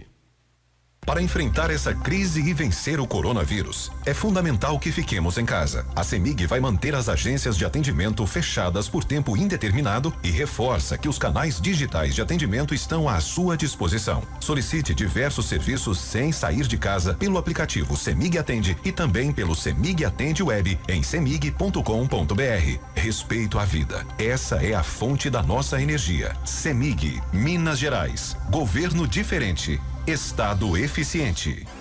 O pré-pago da Vivo tem uma super novidade. Com Vivo Pré, por apenas R$14,99, você tem 15 dias para aproveitar 3 GB de internet na velocidade 4.5G. Ligações ilimitadas para qualquer operadora do Brasil e o WhatsApp ilimitado para o envio de mensagens e chamadas de voz. Compre seu chip e cadastre-se em vivo.com.br/pré ou no app Meu Vivo. Venha ser Vivo Pré. Embalagens e descartáveis. Na Triângulo é assim. Primeiro a qualidade, depois o melhor preço pra você. Vassoura Noviça Betanin original multiuso, só R$12,90 a unidade. Sabonete líquido Trilha, aroma erva doce, R$17,90 o galão com 5 litros. Caixa organizadora Ordene, capacidade para 30 litros, várias cores, R$39,90 a unidade. Embalagens e descartáveis é na Distribuidora Triângulo, 3469-6900. Exclusive do Brasil, sua proteção veicular somando valores, distribuindo benefícios. Não perca esta oportunidade. Exclusivedobrasil.com.br. É sua cobertura em todo o Brasil. Roubo, furto, colisão, incêndio, fenômeno da natureza. É sua proteção veicular com você todos os dias. Ligue agora no 2564-7577. 2564-7577. Quer tranquilidade e segurança? Exclusive do Brasil. Domingo Especial. 6h05. No pique, Alan Passos chega com mais informações. Fala, Alan. Isso mesmo, Júnior. O ministro da Economia, Paulo Guedes, anunciou em uma videoconferência com empresários do setor varejista de todo o país que está negociando com a Inglaterra a compra de novos kits. Ele quer testar 40 milhões de brasileiros por mês. Segundo o ministro Paulo Guedes, com esse teste o governo vai poder ter mais segurança sobre os dados de contágio e no futuro pode planejar a volta gradativa das atividades econômicas do país. O ministro Paulo Guedes reforçou que isso só vai acontecer após a fase atual, que é de isolamento social. Então seria uma retomada, bom frisar, gradativa. Vamos ouvir o ministro. Já mandei para o chefe da Casa Civil, Braga Neto, já mandei para o presidente Bolsonaro a comunicação. São 40 milhões de testes por mês, ou seja, você tem um passaporte da imunidade. Veja bem, isso não é agora. Agora nós estamos em isolamento. Nós já estamos planejando uma saída. Nós já estamos nos preparando, pensando lá na frente também em justamente termos esse teste em massa que funciona, que ajuda para quando você justamente começar a furar a segunda onda, que é a onda da economia, você já ter esse passaporte de imunidade. Pessoas vão sendo testadas, pode ser semanalmente. Quem estiver livre continua trabalhando, são os mais jovens, os idosos ficam em casa e fazendo o teste você consegue ir girando a economia de novo. Lá na frente, eu repito, estamos em isolamento sob coordenação do ministro Mandetta. O ministro da Economia também falou sobre a necessidade de manter a economia girando no país, mesmo que numa velocidade menor que o normal. Pediu também que quem tem condições de manter os pagamentos de impostos que faça nesse momento para manter as condições de funcionamento e organização da produção econômica brasileira. E é muito importante, da mesma forma que nós fazemos todo o esforço possível para, do ponto de vista da saúde, mantermos o isolamento e a distância, do ponto de vista da economia, ao contrário, não vamos interromper os fluxos de pagamento. Estamos isolados uns dos outros, mas vamos preservar os serviços vitais. Se estamos pedindo refeição, usando os serviços de telefonia, os serviços de telecomunicações, aplicativos, etc., vamos manter os pagamentos em dia, para exatamente não destruirmos, descapitalizarmos e descontinuar. Vamos manter as redes de pagamento em funcionamento. Não vamos deixar haver uma desorganização da produção econômica.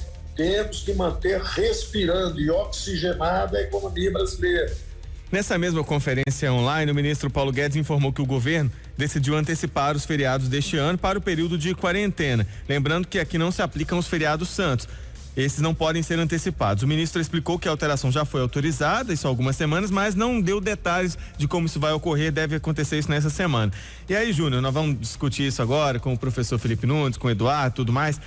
A gente viu o ministro da Economia num discurso bem alinhado com o ministro da Saúde. Fez questão de frisar na fala dele, o Paulo Guedes, que isso é daqui a pouco, que agora a gente está em isolamento sob coordenação do ministro Mandetta.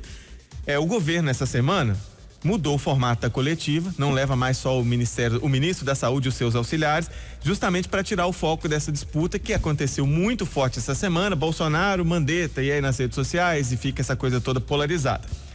O Bolsonaro reconheceu pela primeira vez nessa semana, em entrevista à Jovem Pan, que ele e o ministro Mandetta não vêm se bicando há algum tempo. Falou pela primeira vez que o relacionamento deles não é lá dos melhores realmente, e chegou a usar o termo que faltou humildade em alguns momentos pro Mandetta. O ministro da Saúde, a coletiva, a declaração do Bolsonaro foi na quinta-feira. Na sexta-feira, o ministro da Saúde não quis polemizar e disse que segue firme no cargo, a não ser que o Bolsonaro mande ele embora, que ele vai ficar, e chegou a usar a expressão que um médico não abandona um paciente em tratamento. Então, assim, muita coisa aconteceu essa semana. O Bolsonaro admitiu pela primeira vez do relacionamento, o governo fez questão de tirar essa polarização. O Bolsonaro fala uma coisa e o Mandetta fala outra. Então, vários ministros têm falado na coletiva diariamente. Então, vou colocar o professor Felipe Nunes. Ele é professor de política da UFMG e também diretor da Quest Consultoria e Pesquisa. Professor, boa noite para o senhor. Prazer recebê-lo mais uma vez aqui no programa Domingo Especial. Boa noite, Júnior, tudo bem? Boa noite a você, a todos os ouvintes. Prazer novamente estar aqui isolado e conversando com vocês. É isso, professor. O Alan Passos deu uma geral aí do que foi a política nessa semana, né? Um bate-cabeça, crise política ali, alguns ministros de um lado, o presidente do outro. Como é que o senhor viu toda essa movimentação nessa semana, em meio a essa crise de saúde, mais essa crise e agora em tom político, hein, professor? Duas novidades, né, Júnior? Primeiro, o presidente mudou o tom do discurso e essa mudança no tom fez com que toda a equipe, né, de governo também tivesse que se adaptar a esse novo cenário, né? Agora, o que o Alan bem comentou e me parece ser o mais relevante é que mesmo na crise, a disputa pelo poder, é claro, sempre permeia a política, não tem jeito, né? Todo mundo acompanhou recentemente os resultados de pesquisa de opinião mostrando a popularidade do Mandetta frente à população, superando a do presidente, superando a de outros ministros que vinham em alta até então no governo. E é claro que quando você começa a aparecer, você começa também a gerar ciúmes, e isso provoca desgastes né, nas relações políticas, isso é normal. O que me parece essa semana, com esse novo contexto, Júnior, é que o governo resolveu tomar um rumo que é o de fato, tomar medidas para que o isolamento seja mantido, com medidas econômicas, né, para garantir que as pessoas tenham recurso e acesso ao que é básico, né, para que o isolamento ainda permaneça por um tempo, né? Acho que essa é uma mudança importante e o Mandetta, com isso, mostrou uma força e uma capacidade, né, de nesse momento de crise, tá falando mais a língua das pessoas do que estava o núcleo forte da economia e do governo.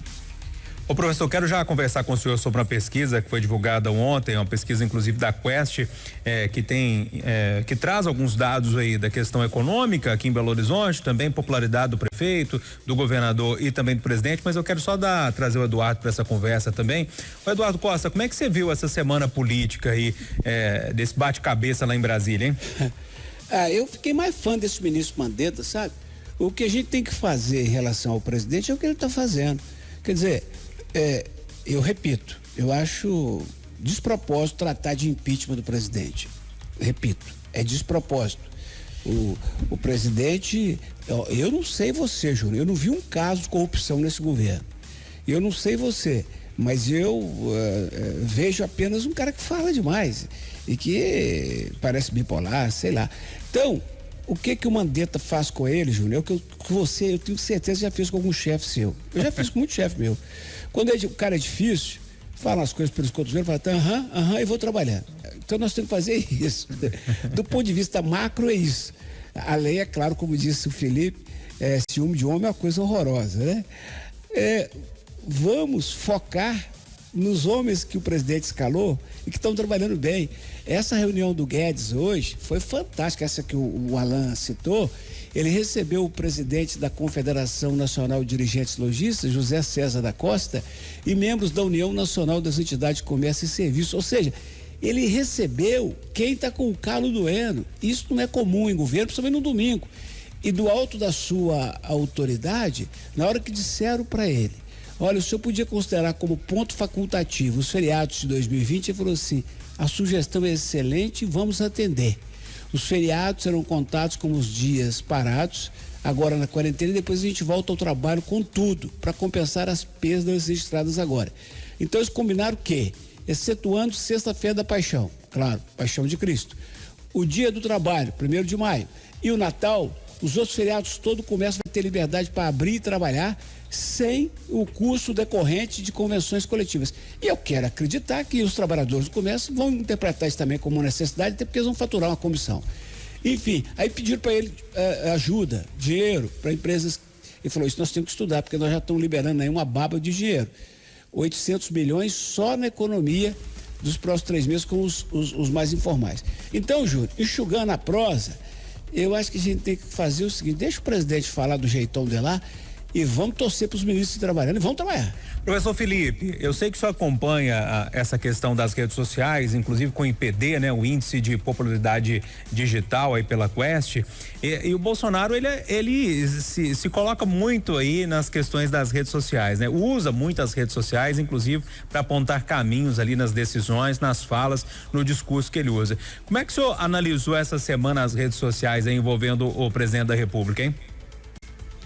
Júnior, exatamente. O que a gente viu essa semana foi que o presidente, até por essa forma polêmica, né, de se expressar, que tem garantido a ele tanta visibilidade, né, desde que foi, né, começou sua candidatura lá atrás, a gente percebeu uma oscilação em que o presidente, né, vinha perdendo popularidade digital, o seu IPD estava diminuindo, chegou a diminuir 20% de um dia para o outro, a depender das declarações, mas nessa semana o IPD dele voltou aos patamares tradicionais, vamos dizer assim, ali perto dos 80 pontos. O IPD que varia de 0 a 100, e quanto mais próximo de 100, maior, né, o engajamento, a mobilização e o alcance do que faz uma personalidade política. Então nessa semana ele recuperou? Mais acima, embora essa bateção de cabeça tenha havido, ele conseguiu reposicionar o seu discurso, ganhar de novo a narrativa nas redes. A novidade é que nessas últimas semanas embora o Bolsonaro também tenha conseguido de novo seu espaço, os governadores voltaram a ter relevância, né? O João Dória de São Paulo passa a ser um governador também nas redes sociais com alto impacto, com alta relevância, alto nível de engajamento. E dentro do seu governo, o Sérgio Moro, que vinha sendo, né, o ministro mais importante nas redes, deu lugar nesta semana, ao ministro Mandetta, que óbvio está virando protagonista, né, nesse momento. Já tem gente dizendo que ele é candidato a presidente do DEM, né? O Rodrigo Maia estaria já pensando nisso daqui a 2 anos. Quer dizer, então nas redes há uma nova movimentação, a queda bolsonarista reflui e o Mandetta vira um personagem relevante na opinião pública digital. Agora, 6h16, já eu volto aqui com a conversa com o professor Felipe Nunes, também com o Eduardo Costa e o doutor Eduardo, que está aqui com a gente, o Alan Passos, mas eu preciso chamar o Edilene Lopes para trazer as informações pra gente, doutor Fernando, né, que está aqui com a gente agora, toda chama doutor Fernando e doutor Eduardo. A Edilene Lopes para trazer as informações de política. Conta tudo pra gente aí, Edilene, boa noite para você. Boa noite, Júnior Moreira. Boa noite aos nossos ouvintes, aos debatedores, participantes da mesa. A semana promete ser agitada e o assunto central, logicamente, será a pandemia de coronavírus. Aqui em Belo Horizonte, hoje nós tivemos uma manifestação na porta da Prefeitura da capital. Movimentos como patriotas da base de apoio do presidente Jair Bolsonaro fizeram um protesto contra o decreto que determina o isolamento social na capital. Eles pedem a flexibilização e também reivindicaram a substituição do ministro da Saúde, Luiz Henrique Mandetta, pelo ex-ministro da Cidadania, Osmar Terra. A manifestação, Júnior, tinha cerca de 20 participantes. Eles ficaram no canteiro central enquanto a guarda municipal ficou na porta da prefeitura. Em dado momento, a guarda advertiu para que eles se mantivessem a distância de segurança, o que foi acatado, e em seguida a manifestação na porta da Prefeitura de Belo Horizonte teve fim.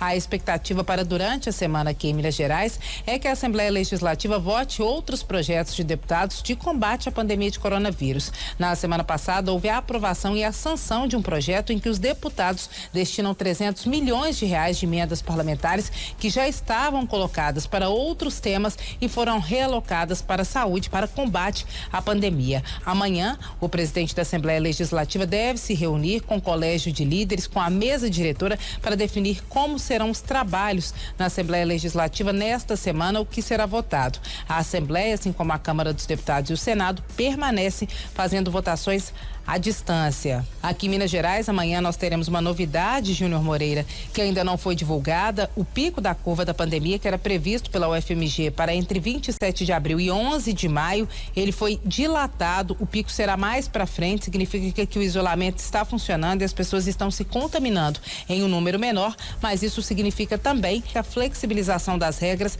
pode ficar mais longe, já que a tendência é que ela aconteça depois do pico da curva.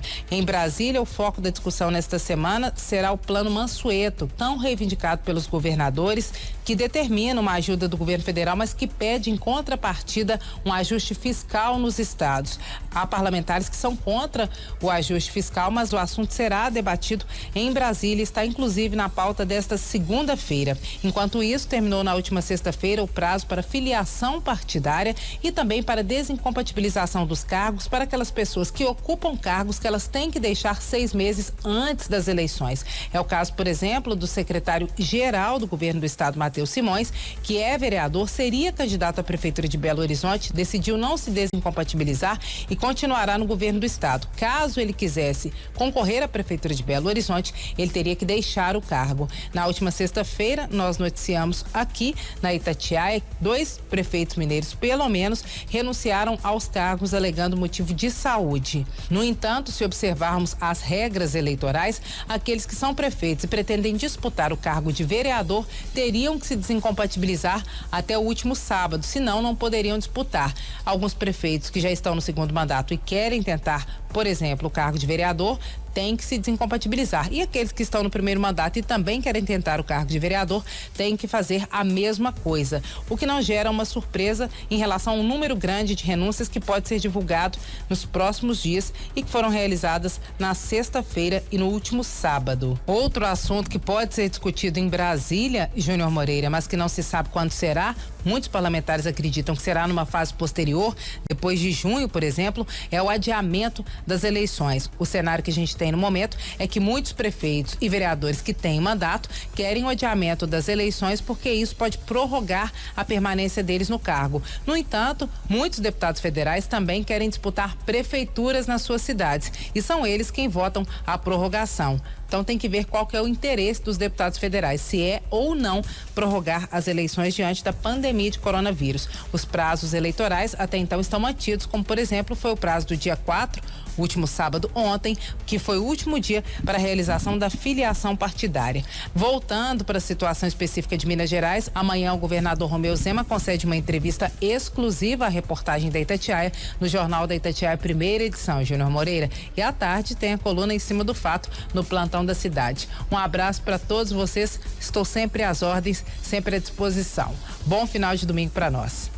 Para nós, Edilene, obrigado por enquanto. Edilene, então, trazendo um resumo aí do que foi a semana da política aqui em Minas e também as perspectivas aí para essa próxima semana que está começando. Eu vou chamar o João Felipe Lolli, porque mesmo fechada por causa da pandemia, a Câmara Municipal de Belo Horizonte discute um orçamento e uma possível ajuda aí à Secretaria de Saúde. Não é isso, Lolli? Boa noite para você.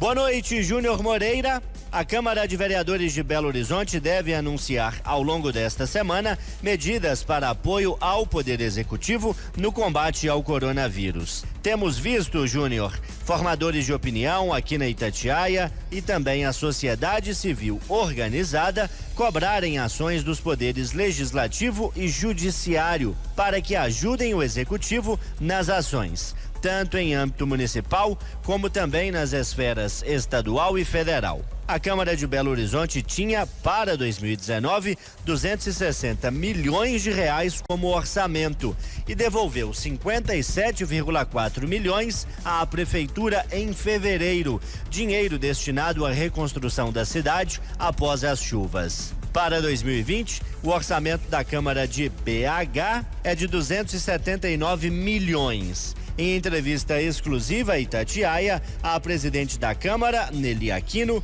diz que a casa deve ceder veículos para transporte de profissionais da saúde. A presidente diz que estuda também outras medidas de auxílio. Tem várias casas legislativas realizando cortes que a Câmara já havia feito anteriormente. Cortes de auxílio alimentação, os vereadores, a Câmara Municipal não tem o auxílio alimentação para os vereadores. Corte de verba indenizatória, esse corte, essa economia já foi feita há mais tempo. Foi isso que possibilitou essa devolução de mais de 57 milhões à prefeitura, né? Mas a mesa diretora vem avaliando uma forma, porque esse dinheiro que foi devolvido à prefeitura foi uma antecipação de devolução já. Mas nós estamos estudando uma forma de como colaborar. Conversei essa semana com o Dr. Jackson, caso seja necessário, a cessão de veículos, a gente estudar com cada um colega, ceder veículo para vacinação dos idosos, para colaborar, para que essa vacinação, para que os idosos não precisem sair de dentro de casa. E a mesa vem estudando outras formas para ver se a gente consegue disponibilizar algum dinheiro para colaborar tanto com a saúde quanto com o social, que nesse momento são os dois setores da prefeitura que mais precisam de socorro. Mais detalhes desta entrevista exclusiva com a presidente da Câmara Municipal você confere amanhã no Jornal da Itatiaia, primeira edição. Júnior, para fechar, a última informação. Nesta quinta, às 10 da manhã, o secretário de Saúde, Jackson Machado Pinto, participa de audiência no plenário principal da Câmara para esclarecer as ações tomadas pela Prefeitura da pandemia de coronavírus. A reunião terá apenas a presença de vereadores, servidores e jornalistas. O encontro será transmitido pelas redes sociais e pelo site da Câmara. Cidadãos devem mandar perguntas, sugestões e comentários via gabinete dos vereadores. Repórter João Felipe Lolli. 6h25. Professor Felipe Nunes, 2 pesquisas foram divulgadas nesse fim de semana pela Quest, né? Uma pesquisa aí com algumas nuances. Primeiro, eu queria tratar com o senhor sobre a pesquisa que diz as expectativas econômicas pós-corona, os hábitos de consumo durante essa crise aí e as reações, avaliações sobre as políticas adotadas durante essa pandemia. Como é que a gente pode traçar em linhas gerais as conclusões dessa pesquisa divulgada nesse fim de semana, professor?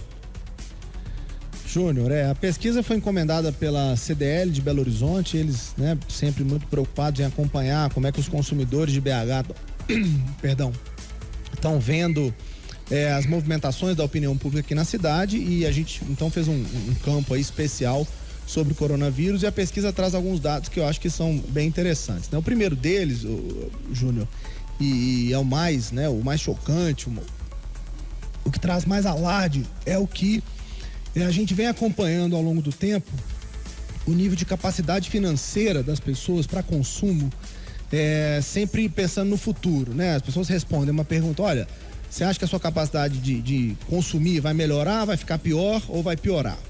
E a piora, a questão, a categoria que diz respeito à piora vinha diminuindo desde que a gente começou esse levantamento em maio de 2019, do ano passado, né? E nós temos o último campo que foi feito dessa pesquisa em BH, mostrava que apenas 9% dos entrevistados em Belo Horizonte dizia que achava que a sua capacidade financeira para consumo ia piorar, enquanto 57% dizia que ia melhorar.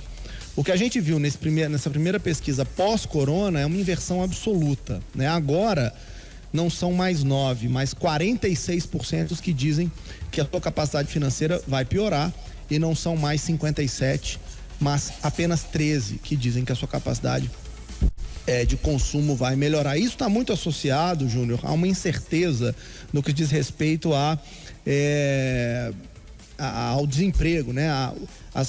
Quando perguntado, você acha que vai perder o emprego, você acha que alguém da sua família vai perder o emprego, é interessante ver que quase 40% da amostra entrevistada em toda Belo Horizonte não sabe responder essa pergunta, e outros 30% acham que vão perder o emprego sim. Quer dizer, o nível de incerteza e insegurança é muito grande do ponto de vista de consumo, e é claro que isso afeta a projeção das pessoas no que diz respeito à questão econômica. E o outro detalhe, Júnior, é claro, né, nós todos sabemos, sempre escuto os debates seu, Eduardo, Eustáquio aí na Itatiaia, nós vivemos numa sociedade com alto nível de desigualdade social, né? Então as pessoas de fato têm, muita gente tem pouca capacidade de poupança, né? De dar conta de passar por grandes períodos sem entrada de recurso, e a pesquisa mostra isso. Apenas 19% dos entrevistados conseguiriam resistir à crise por menos de um mês. Quer dizer, pouca gente dá conta, né, desse mês. E para dar conta de um ano, Júnior, para dar conta de 6 meses, né, sem nenhuma entrada, só 10% da amostra diz que consegue segurar a onda por muito tempo. Quer dizer, essa estrutura social que a gente vive, né, tão desigual, se mostra num momento como esse muito gritante. Então, professor, a pesquisa mostra um cenário que é sim de preocupação e da necessidade dos governos atuarem para criar políticas públicas emergenciais para salvar, né, a sociedade desse momento econômico tão grave. A pesquisa traz também uma avaliação do prefeito Alexandre Calil, juntamente com o Zema e também com o presidente Bolsonaro, né? As pessoas avaliando ali como eles vêm lidando com essa crise, não é isso? Exatamente. A gente resolveu fazer a pesquisa, como a gente chama, primeiro de maneira espontânea e depois de maneira estimulada, né? Deixa eu explicar isso pro ouvinte. Primeiro a gente perguntou para as pessoas qual é o principal medo delas em relação ao surto do corona, né? E o que a gente descobriu é que 65% das pessoas em Belo Horizonte tem mais medo do vírus, tem medo de ficar doente, não conseguir tratamento, enquanto 35% estão com medo das consequências econômicas. Então tem muito mais gente preocupada com o vírus do que com a economia. E é claro, Júnior, que isso se reflete na forma como as pessoas avaliam o desempenho dos políticos depois. Por quê?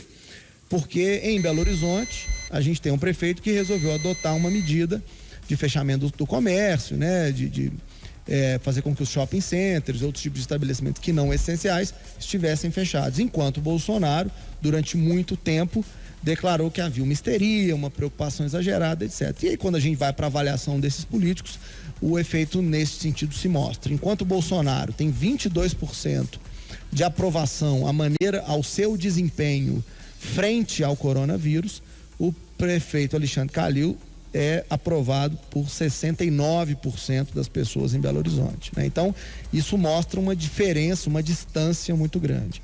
O governador Romeu Zema não é nem muito aprovado, mas também não é reprovado. O seu desempenho fica ali no regular, 47% avaliam como regular o desempenho do Zema. Então, Júnior, o que a gente percebe, eu diria assim, de modo geral, é que a maioria da população aprova o isolamento social, aprova o fechamento das escolas, do comércio, e essa aprovação se justifica justamente porque as pessoas têm medo de ser vítimas dessa pandemia provocada pelo coronavírus.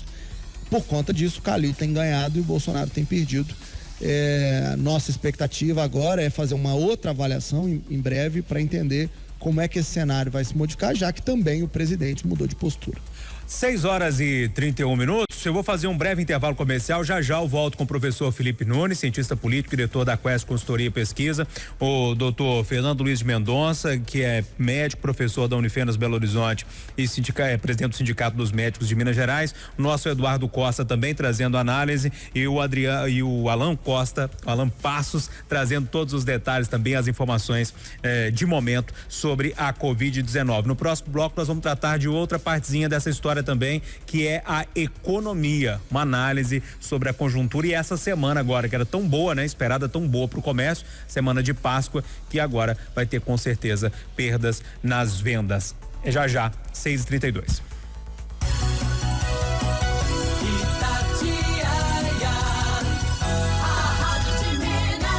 A Taça Kaiser 2020 não poderia ter sido mais perfeita. 6 times, 6 comunidades e muito futebol raiz. Os times deram cada gota de suor em campo, mas a taça ficou com o Vasco, que ainda lançou o artilheiro do campeonato, é mole? Sem falar nas divididas, nos dibres e até nas dancinhas. E ainda levamos essa festa pras arenas Kaiser, espalhadas pelo Brasil. Até porque futebol sem comunidade é que nem festa sem Kaiser. Até rola, mas não é tão legal.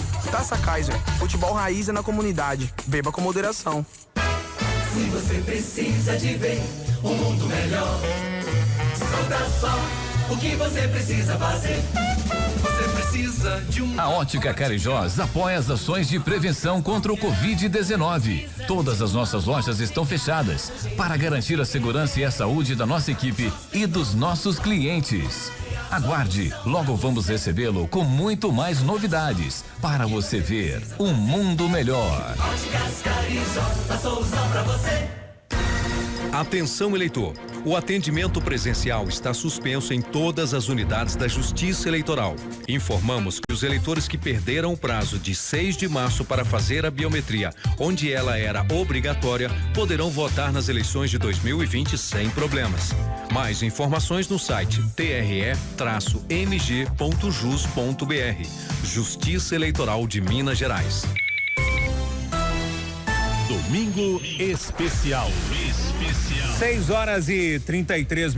Olha aqui, turma. Nossa programação, como eu disse para você, toda voltada aí para a cobertura dessa pandemia, né? Eu converso de redação em uma época tão cheia de lados e razões, né? Ouvir os argumentos e discuti-los é o nosso dever. Coronavírus atinge as nossas vidas de várias formas. E no Conversa de Redação, damos voz a quem entende do assunto e tem opinião diferente na saúde, na economia, na política e na comunicação. Porque não precisamos ser igual, não é verdade? Conversa de Redação, de segunda a sexta-feira, agora de forma estendida, de 8h30 da manhã até as 9h, dentro do Jornal da Itatiaia. Você vai acompanhar também o Conversa de Redação, se você perder aí às 8h30, nas nossas redes sociais e também no YouTube. Agora, 6h34, Alan Passos com mais informações. Fala, Alan. O Júnior, a Justiça do Trabalho determinou por meio de uma liminar que as plataformas de entrega Rappi e iFood paguem assistência financeira de ao menos um salário mínimo aos entregadores afastados por integrarem grupos de risco, também que tenham suspeitas da doença, né, da Covid-19, ou por estarem diagnosticados com o novo coronavírus. A decisão atende a pedido do Ministério Público do Trabalho. O valor pago não poderá ser menor que o salário mínimo e vai ser calculado a partir da média dos pagamentos diários feitos aos entregadores nos 15 dias anteriores a essa decisão, que é de hoje. A gente vê que é um mercado que cresceu muito, né? Se tem gente que está contratando, são essas empresas aí de entregas rápidas, muita gente respeitando e aí pedindo comida em casa, e tem esse auxílio justamente para aqueles trabalhadores que não podem sair de casa porque estão em grupos de risco ou que pegaram a doença. E uma outra informação de economia, muita gente querendo saber sobre aquele auxílio, R$600, que foi apelidado aí de Corona Voucher, auxílio aos trabalhadores informais e também pessoas que são microempreendedores individuais, tudo mais. Auxílio de R$600, e o presidente da Caixa, Pedro Guimarães, diz que o calendário desse pagamento vai sair amanhã, vai ser divulgado amanhã, então.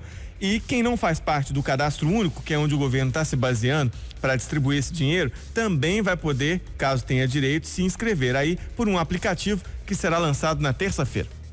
Estamos desenvolvendo o aplicativo, desenvolvendo uma série de mecanismos para realizar esse pagamento. Poderemos contar com a ajuda dos bancos privados. Neste momento, segunda-feira, anunciaremos o calendário, uma série de detalhes operacionais. Nós teremos já a discussão, a partir de terça-feira, do aplicativo. Deverá ser o aplicativo mais baixado do mundo. Além disso, nós vamos ter também uma central de atendimento. Então, Júnior, só para reforçar, o calendário sai amanhã. As pessoas que recebem Bolsa Família e têm direito já vão receber no dia 16. Os demais do governo diz que está trabalhando para o mais rápido possível. Se você não está nesse cadastro único, é o site aí do Ministério da Cidadania, que tem travado, infelizmente, mas que aos poucos o governo diz que está ampliando a capacidade, porque são muitos acessos. Quase 40 milhões de pessoas devem receber esse benefício. Então, se você não está no cadastro único, vai poder se cadastrar por meio desse aplicativo, que, segundo o próprio presidente da Caixa falou, deve ser o mais baixado do mundo e será disponibilizado terça-feira. Olha, e a economia tenta se ajeitar, né? Em meio a esse caos social e de saúde. Esses R$600 que o Alan trouxe agora pra gente, inclusive com a explicação do presidente da Caixa, que esses R$600 foram prometidos aí pelo governo, deve chegar nessa semana de Páscoa, que geralmente era muito boa pro comércio. Só que a expectativa realmente não é boa para essa semana. O nosso colunista de finanças, Matheus Machado, analisa. Oi, Matheus. Olá, Júnior Moreira, meus amigos da Itatiaia. Pois é, mais uma semana desafiadora no mercado financeiro. Uma semana que a gente busca sobreviver e diminuir as perdas. Tivemos essa semana várias medidas do governo finalmente saindo do forno, porque já há um certo tempo a gente esperava que essas medidas acontecessem, mas ficava sempre uma relação política de toma lá da cá e o impacto financeiro só aumentando. Os famosos R$600 foram aprovados pelo presidente Bolsonaro e é claro que eles podem e vão ajudar muitos brasileiros, autônomos, informais, que estão passando muita dificuldade nesse momento.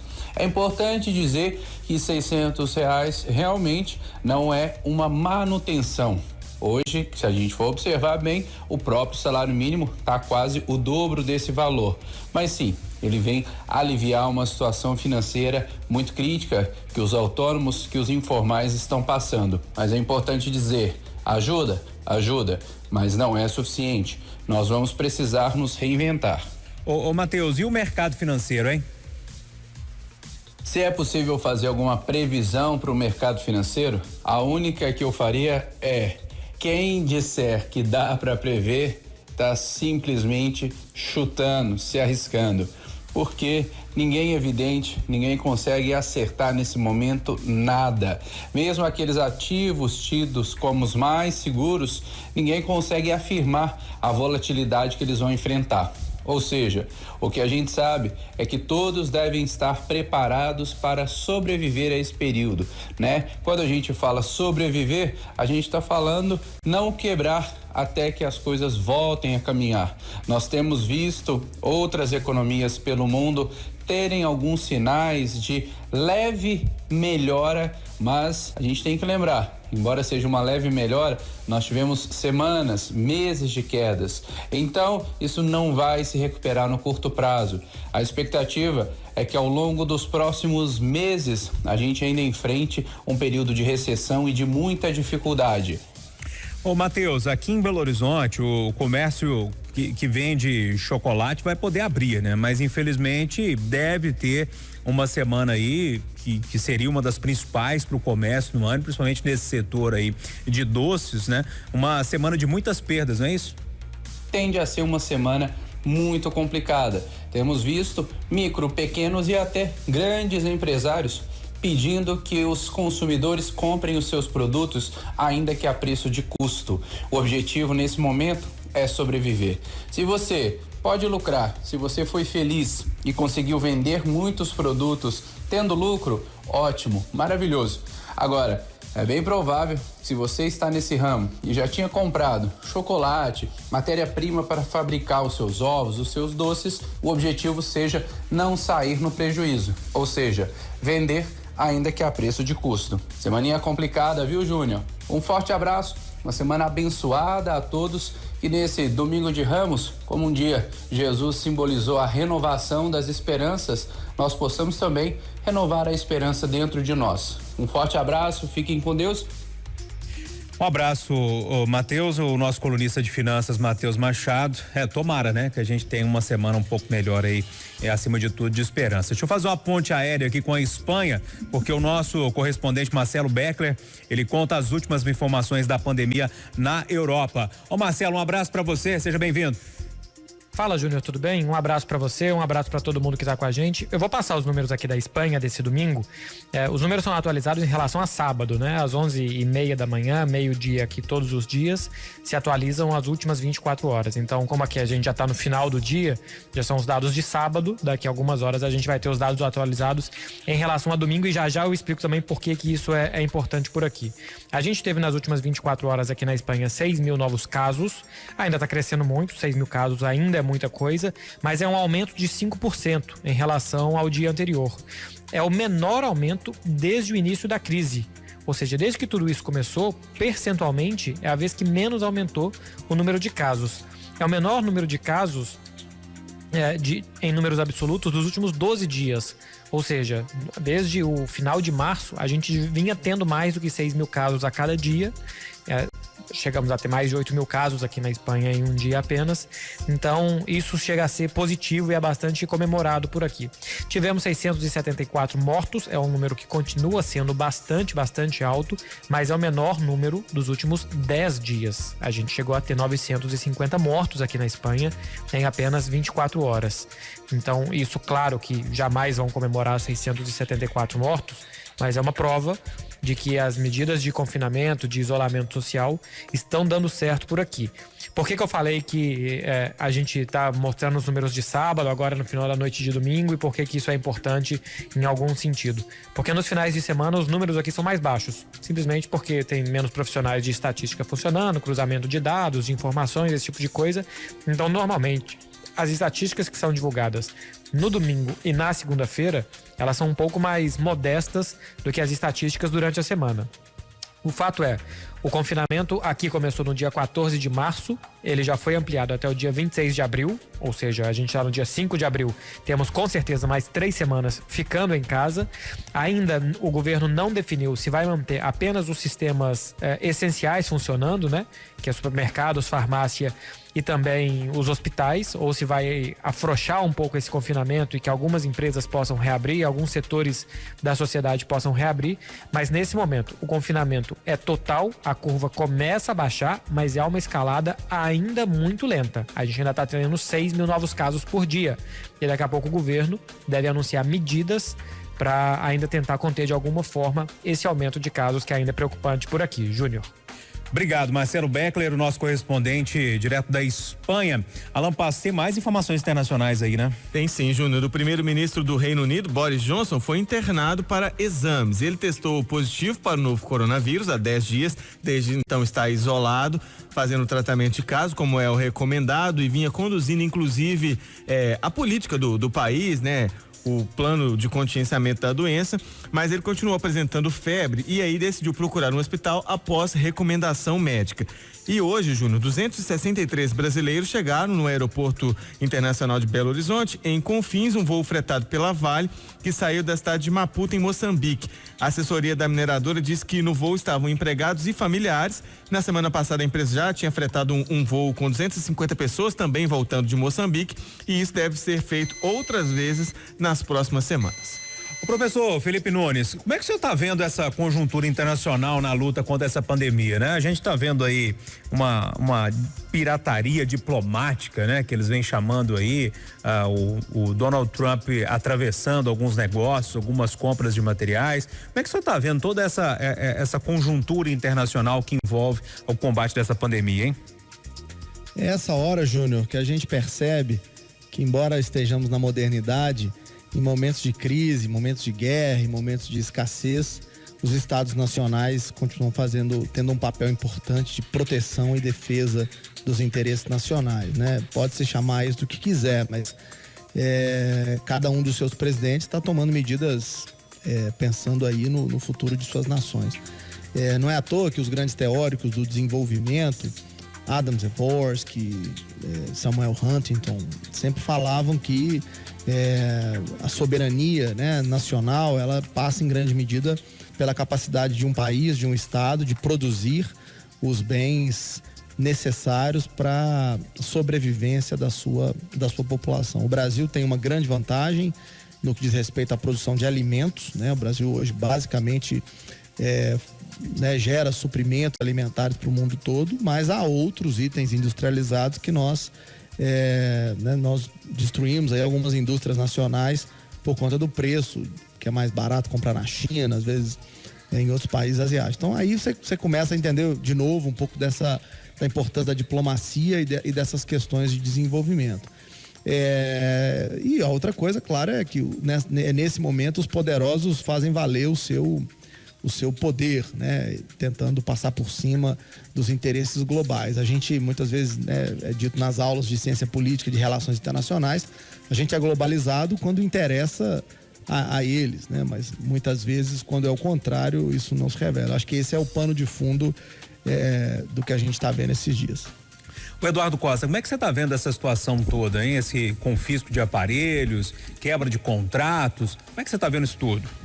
Eu já contei uma história algumas vezes na rádio, vou contar mais uma vez. Estava fazendo um pós-graduação na Fundação Getúlio Vargas, que incluiu 15 dias em Ohio, um MBA executivo lá, rápido. E no terceiro ou quarto dia apareceu um representante do governo americano fazendo um discurso muito bacana contra o protecionismo. Por um mundo mais efetivamente globalizado e solidário. Aí eu perguntei para ele, mas antes de vir do Brasil, eu vi uma notícia de que os senhores estão pegando pesado em relação aos produtores de laranja do Brasil, com o intuito de proteger os seus produtores da Flórida.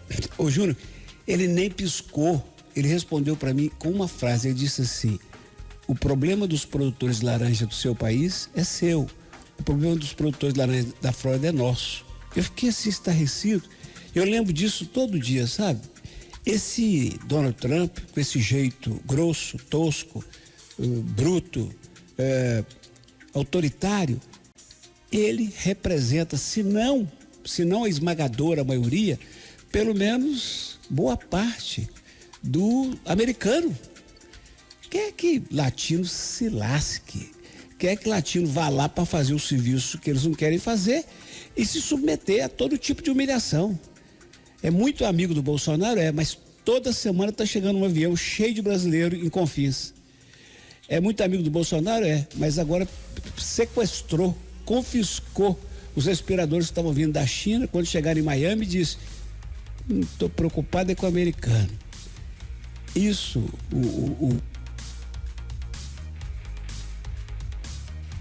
doutor Fernando, quando a gente traça um paralelo aí na questão da saúde, e o Marcelo Beckler trazia os números ali da Itália, da Espanha. E os nacionalistas deixarem, Júlio.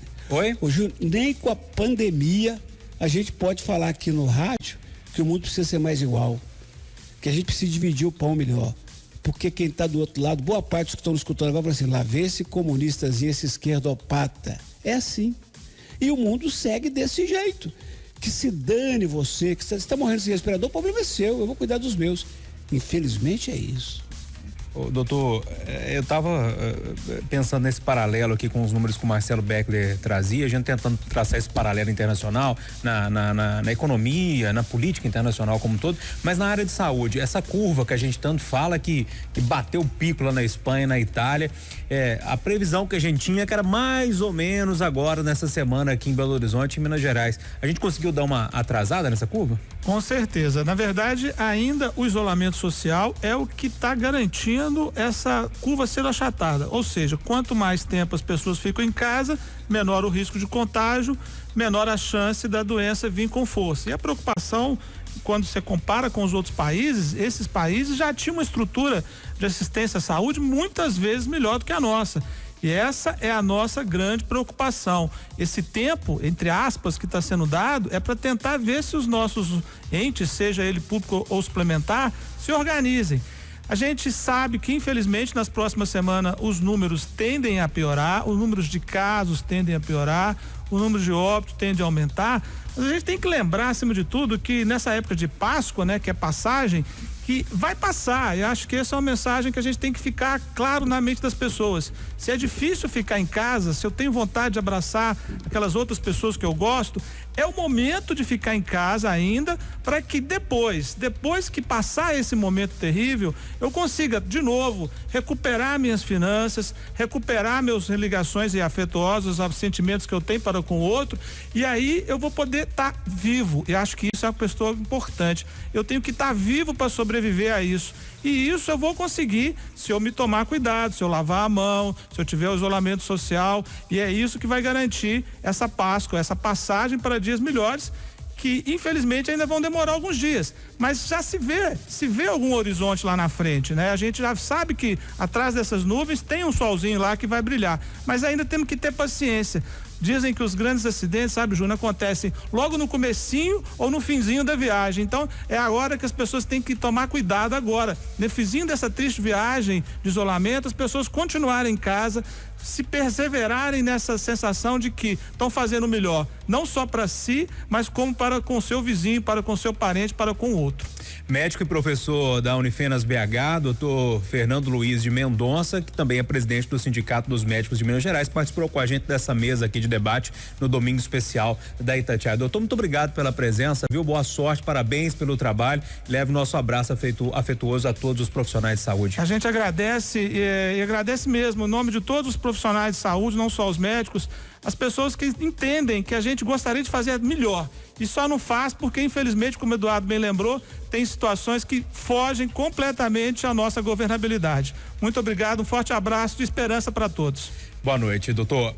Professor Felipe Nunes, para a gente fechar já com perspectiva para essa semana que está começando, como é que o senhor analisa essa semana, as questões políticas, as questões que envolvem as decisões de Brasília, aqui em Minas Gerais, também em Belo Horizonte, para a gente fechar? Júnior, eu acho que tem dois componentes. O primeiro é o eleitoral, né? A gente já discutiu aqui na Itatiaia a questão do adiamento das eleições. No sábado passado, a Edilene já falou disso. Houve, né, o fim de uma data importante em relação a isso, que foi, né, o fim das filiações e descompatibilizações. Então o calendário eleitoral está andando e eu estou na expectativa de ver um pronunciamento mais forte do Tribunal Superior Eleitoral, das autoridades eleitorais do país em relação a esse tema, já que os partidos políticos vão ter que se organizar em torno disso. Então isso é um tema que eu acho importante. O outro a gente está acompanhando pela primeira vez na história debates virtuais no plenário da Câmara dos Deputados. Decisões muito importantes sendo tomadas, como o caso do orçamento de guerra, o plano Mansueto, né? Há vários temas aí em discussão, mas para mim o que chama mais atenção é o método, é a maneira como a gente está conseguindo manter a democracia e os métodos democráticos ativos, mesmo durante essa crise, vendo parlamentares das suas casas, do país inteiro, se conectando com o presidente Rodrigo Maia lá em Brasília, e para mim isso é um ótimo sinal. Por fim, Júnior, aguardar né, com esperança, vamos dizer assim, aí aqui tiro o chapéu de cientista político e falo como cidadão, que esse isolamento traga, né, a cada dia resultados melhores para a gente, e que os governos municipal, estadual e federal consigam dar respostas mais rápidas e ainda mais efetivas para as pessoas que cada vez mais estão ansiosas, claro, nas suas casas, não só em relação ao vírus, mas preocupadas com o futuro econômico. Agradeço mais uma vez a oportunidade de estar aqui com você, com o Eduardo, com todo mundo que faz esse debate bacana no domingo e que nós tenhamos uma semana iluminada. Professor de Ciência Política da UFMG, diretor da Quest Consultoria e Pesquisa, professor Felipe Nunes. Professor, muito obrigado, boa noite para o senhor. Eduardo, as perspectivas aí para essa semana que está começando rapidamente? Meu caro, como eu disse no começo do programa, repetindo para quem não estava acompanhando, bem sabe o amigo que nós ainda vamos ter no correr desta semana discussão sobre o calendário de retomada das atividades. Então quem está ansioso, fica calmo. Sobretudo quem tem mais de 60. Prepare-se, porque é mais um mês aí de isolamento. O segredo é transformar limão em limonada, Júnior. Solidão e solitude. Solitude, Júnior, é o estado de privacidade de uma pessoa, não significando propriamente estado de solidão. Pode representar o isolamento e a reclusão, voluntários ou impostos, porém não diretamente associados a sofrimento. Então, amigo, é transformar solidão em solitude, pegar com Deus, agarrar no texto, seguir adiante, nós vamos vencer. Um abraço, viu, Eduardo? Obrigado pela parceria mais uma vez. Até amanhã, às 8:45 da manhã. Até. Turma, a gente tá terminando essa primeira parte, né, do programa especial, mas daqui a pouquinho tem Pode Tudo. O Eduardo vai voltar para discutir com a gente, a Alessandra Mendes, o Renato Rios Neto, o João Felipe Lolli, pra gente discutir os temas aí da semana, mas de uma forma mais leve, afinal, estamos chegando aí no finzinho de noite de domingo, de uma forma mais tranquila, mas lógico, sempre trazendo reflexão, trazendo um bom humor aí nesse momento, que é tão difícil, né, mas tentando ser de forma mais leve. Mas eu preciso fechar essa primeira hora com Alan Passos, e a gente pediu, olá, Alan, vamos terminar um pouquinho pra cima com um pouquinho de boa notícia, pode ser, Alan? Pode ser sim, Júnior, porque em meio ao caos, são muitas notícias ruins, são números negativos e a gente precisa trazer a necessidade da prevenção, muito importante, e também trazer notícias boas que alimentam o espírito da gente. Primeiro, deixa eu trazer uma notícia boa relacionada à medicina e medicina brasileira, a pesquisa brasileira. Uma equipe multidisciplinar da Escola Politécnica da Universidade de São Paulo projetou um ventilador pulmonar de emergência de baixo custo que poderá servir para o atendimento de pacientes da Covid-19. Ele é batizado de Inspire, um protótipo que tem duas vantagens. Pode ficar pronto em menos de 2 horas e é feito com peças que podem ser encontradas no país, ou seja, não precisa de importação, e a gente está vendo todo o problema que está sendo buscar equipamentos de fora. Respirador que poderia custar apenas R$1.000. Eu digo apenas porque na comparação com o valor mundial, isso é realmente um valor bem baixo. E o modelo que foi desenvolvido através de uma licença open source. O que significa isso? Qualquer pessoa interessada pode ir lá acessar como é que é o passo a passo e, desde que tenha uma licença da Anvisa, fazer esse ventilador. Tomara que esses estudos avancem o mais rápido possível para a gente ter essa alternativa barata e brasileira. Tem também aqui uma notícia que acalenta o coração da gente, uma idosa, 91 anos, que se recuperou do novo coronavírus após 10 dias internada, Júnior. 10 dias, teve momentos críticos, tensos, isso é no Paraná, aqui no Brasil, Cornélio Procópio, a cidade, e a dona Vitalina Ferreira dos Santos provou que, assim, os idosos são mais suscetíveis, passam mais aperto geralmente, mas não é sentença de morte não, viu, gente? Boa. Ela tem 91 anos, saiu, tá curada, vai voltar pro isolamento, que é bom prevenir. O padre Marcelo Rossi celebrou a missa hoje e colocou nas cadeiras, já que não pode ter aglomeração, fotos de profissionais de saúde. A celebração no Santuário Mãe de Deus, em Santo Amaro, em São Paulo, a missa tradicional das manhãs de domingo do padre Marcelo Rossi, e ele colocou os profissionais da saúde para de alguma forma estarem presentes ali com ele. E para fechar, neste domingo de Ramos, que os católicos estão celebrando de uma maneira diferente, essa abertura da Semana Santa, sem as tradicionais procissões, sem as missas para evitar as aglomerações, o Papa Francisco presidiu uma cerimônia, celebração na Basílica Vaticana, a Basílica vazia, assim como a Praça de São Pedro, e fez questão de dizer que o drama que estamos atravessando faz com que a gente seja chamado a levar a sério o que realmente é sério e a não nos perdermos em coisas de pouco valor, que é preciso redescobrir que a vida não serve se não se serve. Vamos ouvir um pouquinho da mensagem do Papa, que fez questão de chamar aí a atenção para aqueles que oferecem a própria vida para cuidar dos outros. Cari amici, guardate ai veri eroi che in questi giorni vengono alla luce. Queridos amigos, olhem para os verdadeiros heróis que vêm à luz nesses dias. Não são aqueles que têm fama, dinheiro e sucesso, mas aqueles que se oferecem para servir aos outros. Sintam-se chamados a arriscar a vida, porque a maior alegria é dizer sim ao amor, sem ser nem mas, como fez Jesus por nós. É isso, a mensagem de paz trazida na tradução da Rádio Vaticano, para a gente começar mais uma semana encarando essa pandemia com responsabilidade e com fé, que não faz mal para ninguém, ao contrário, né, Júnior? É isso mesmo, Alan. Agora o sinal eletrônico vai marcar 7 horas em ponto no nosso domingo especial. O intervalo é rápido e a gente volta com um Pode Tudo, hein? Para discutir de forma leve, bem humorada, todas essas questões que envolveram essa semana que está terminando.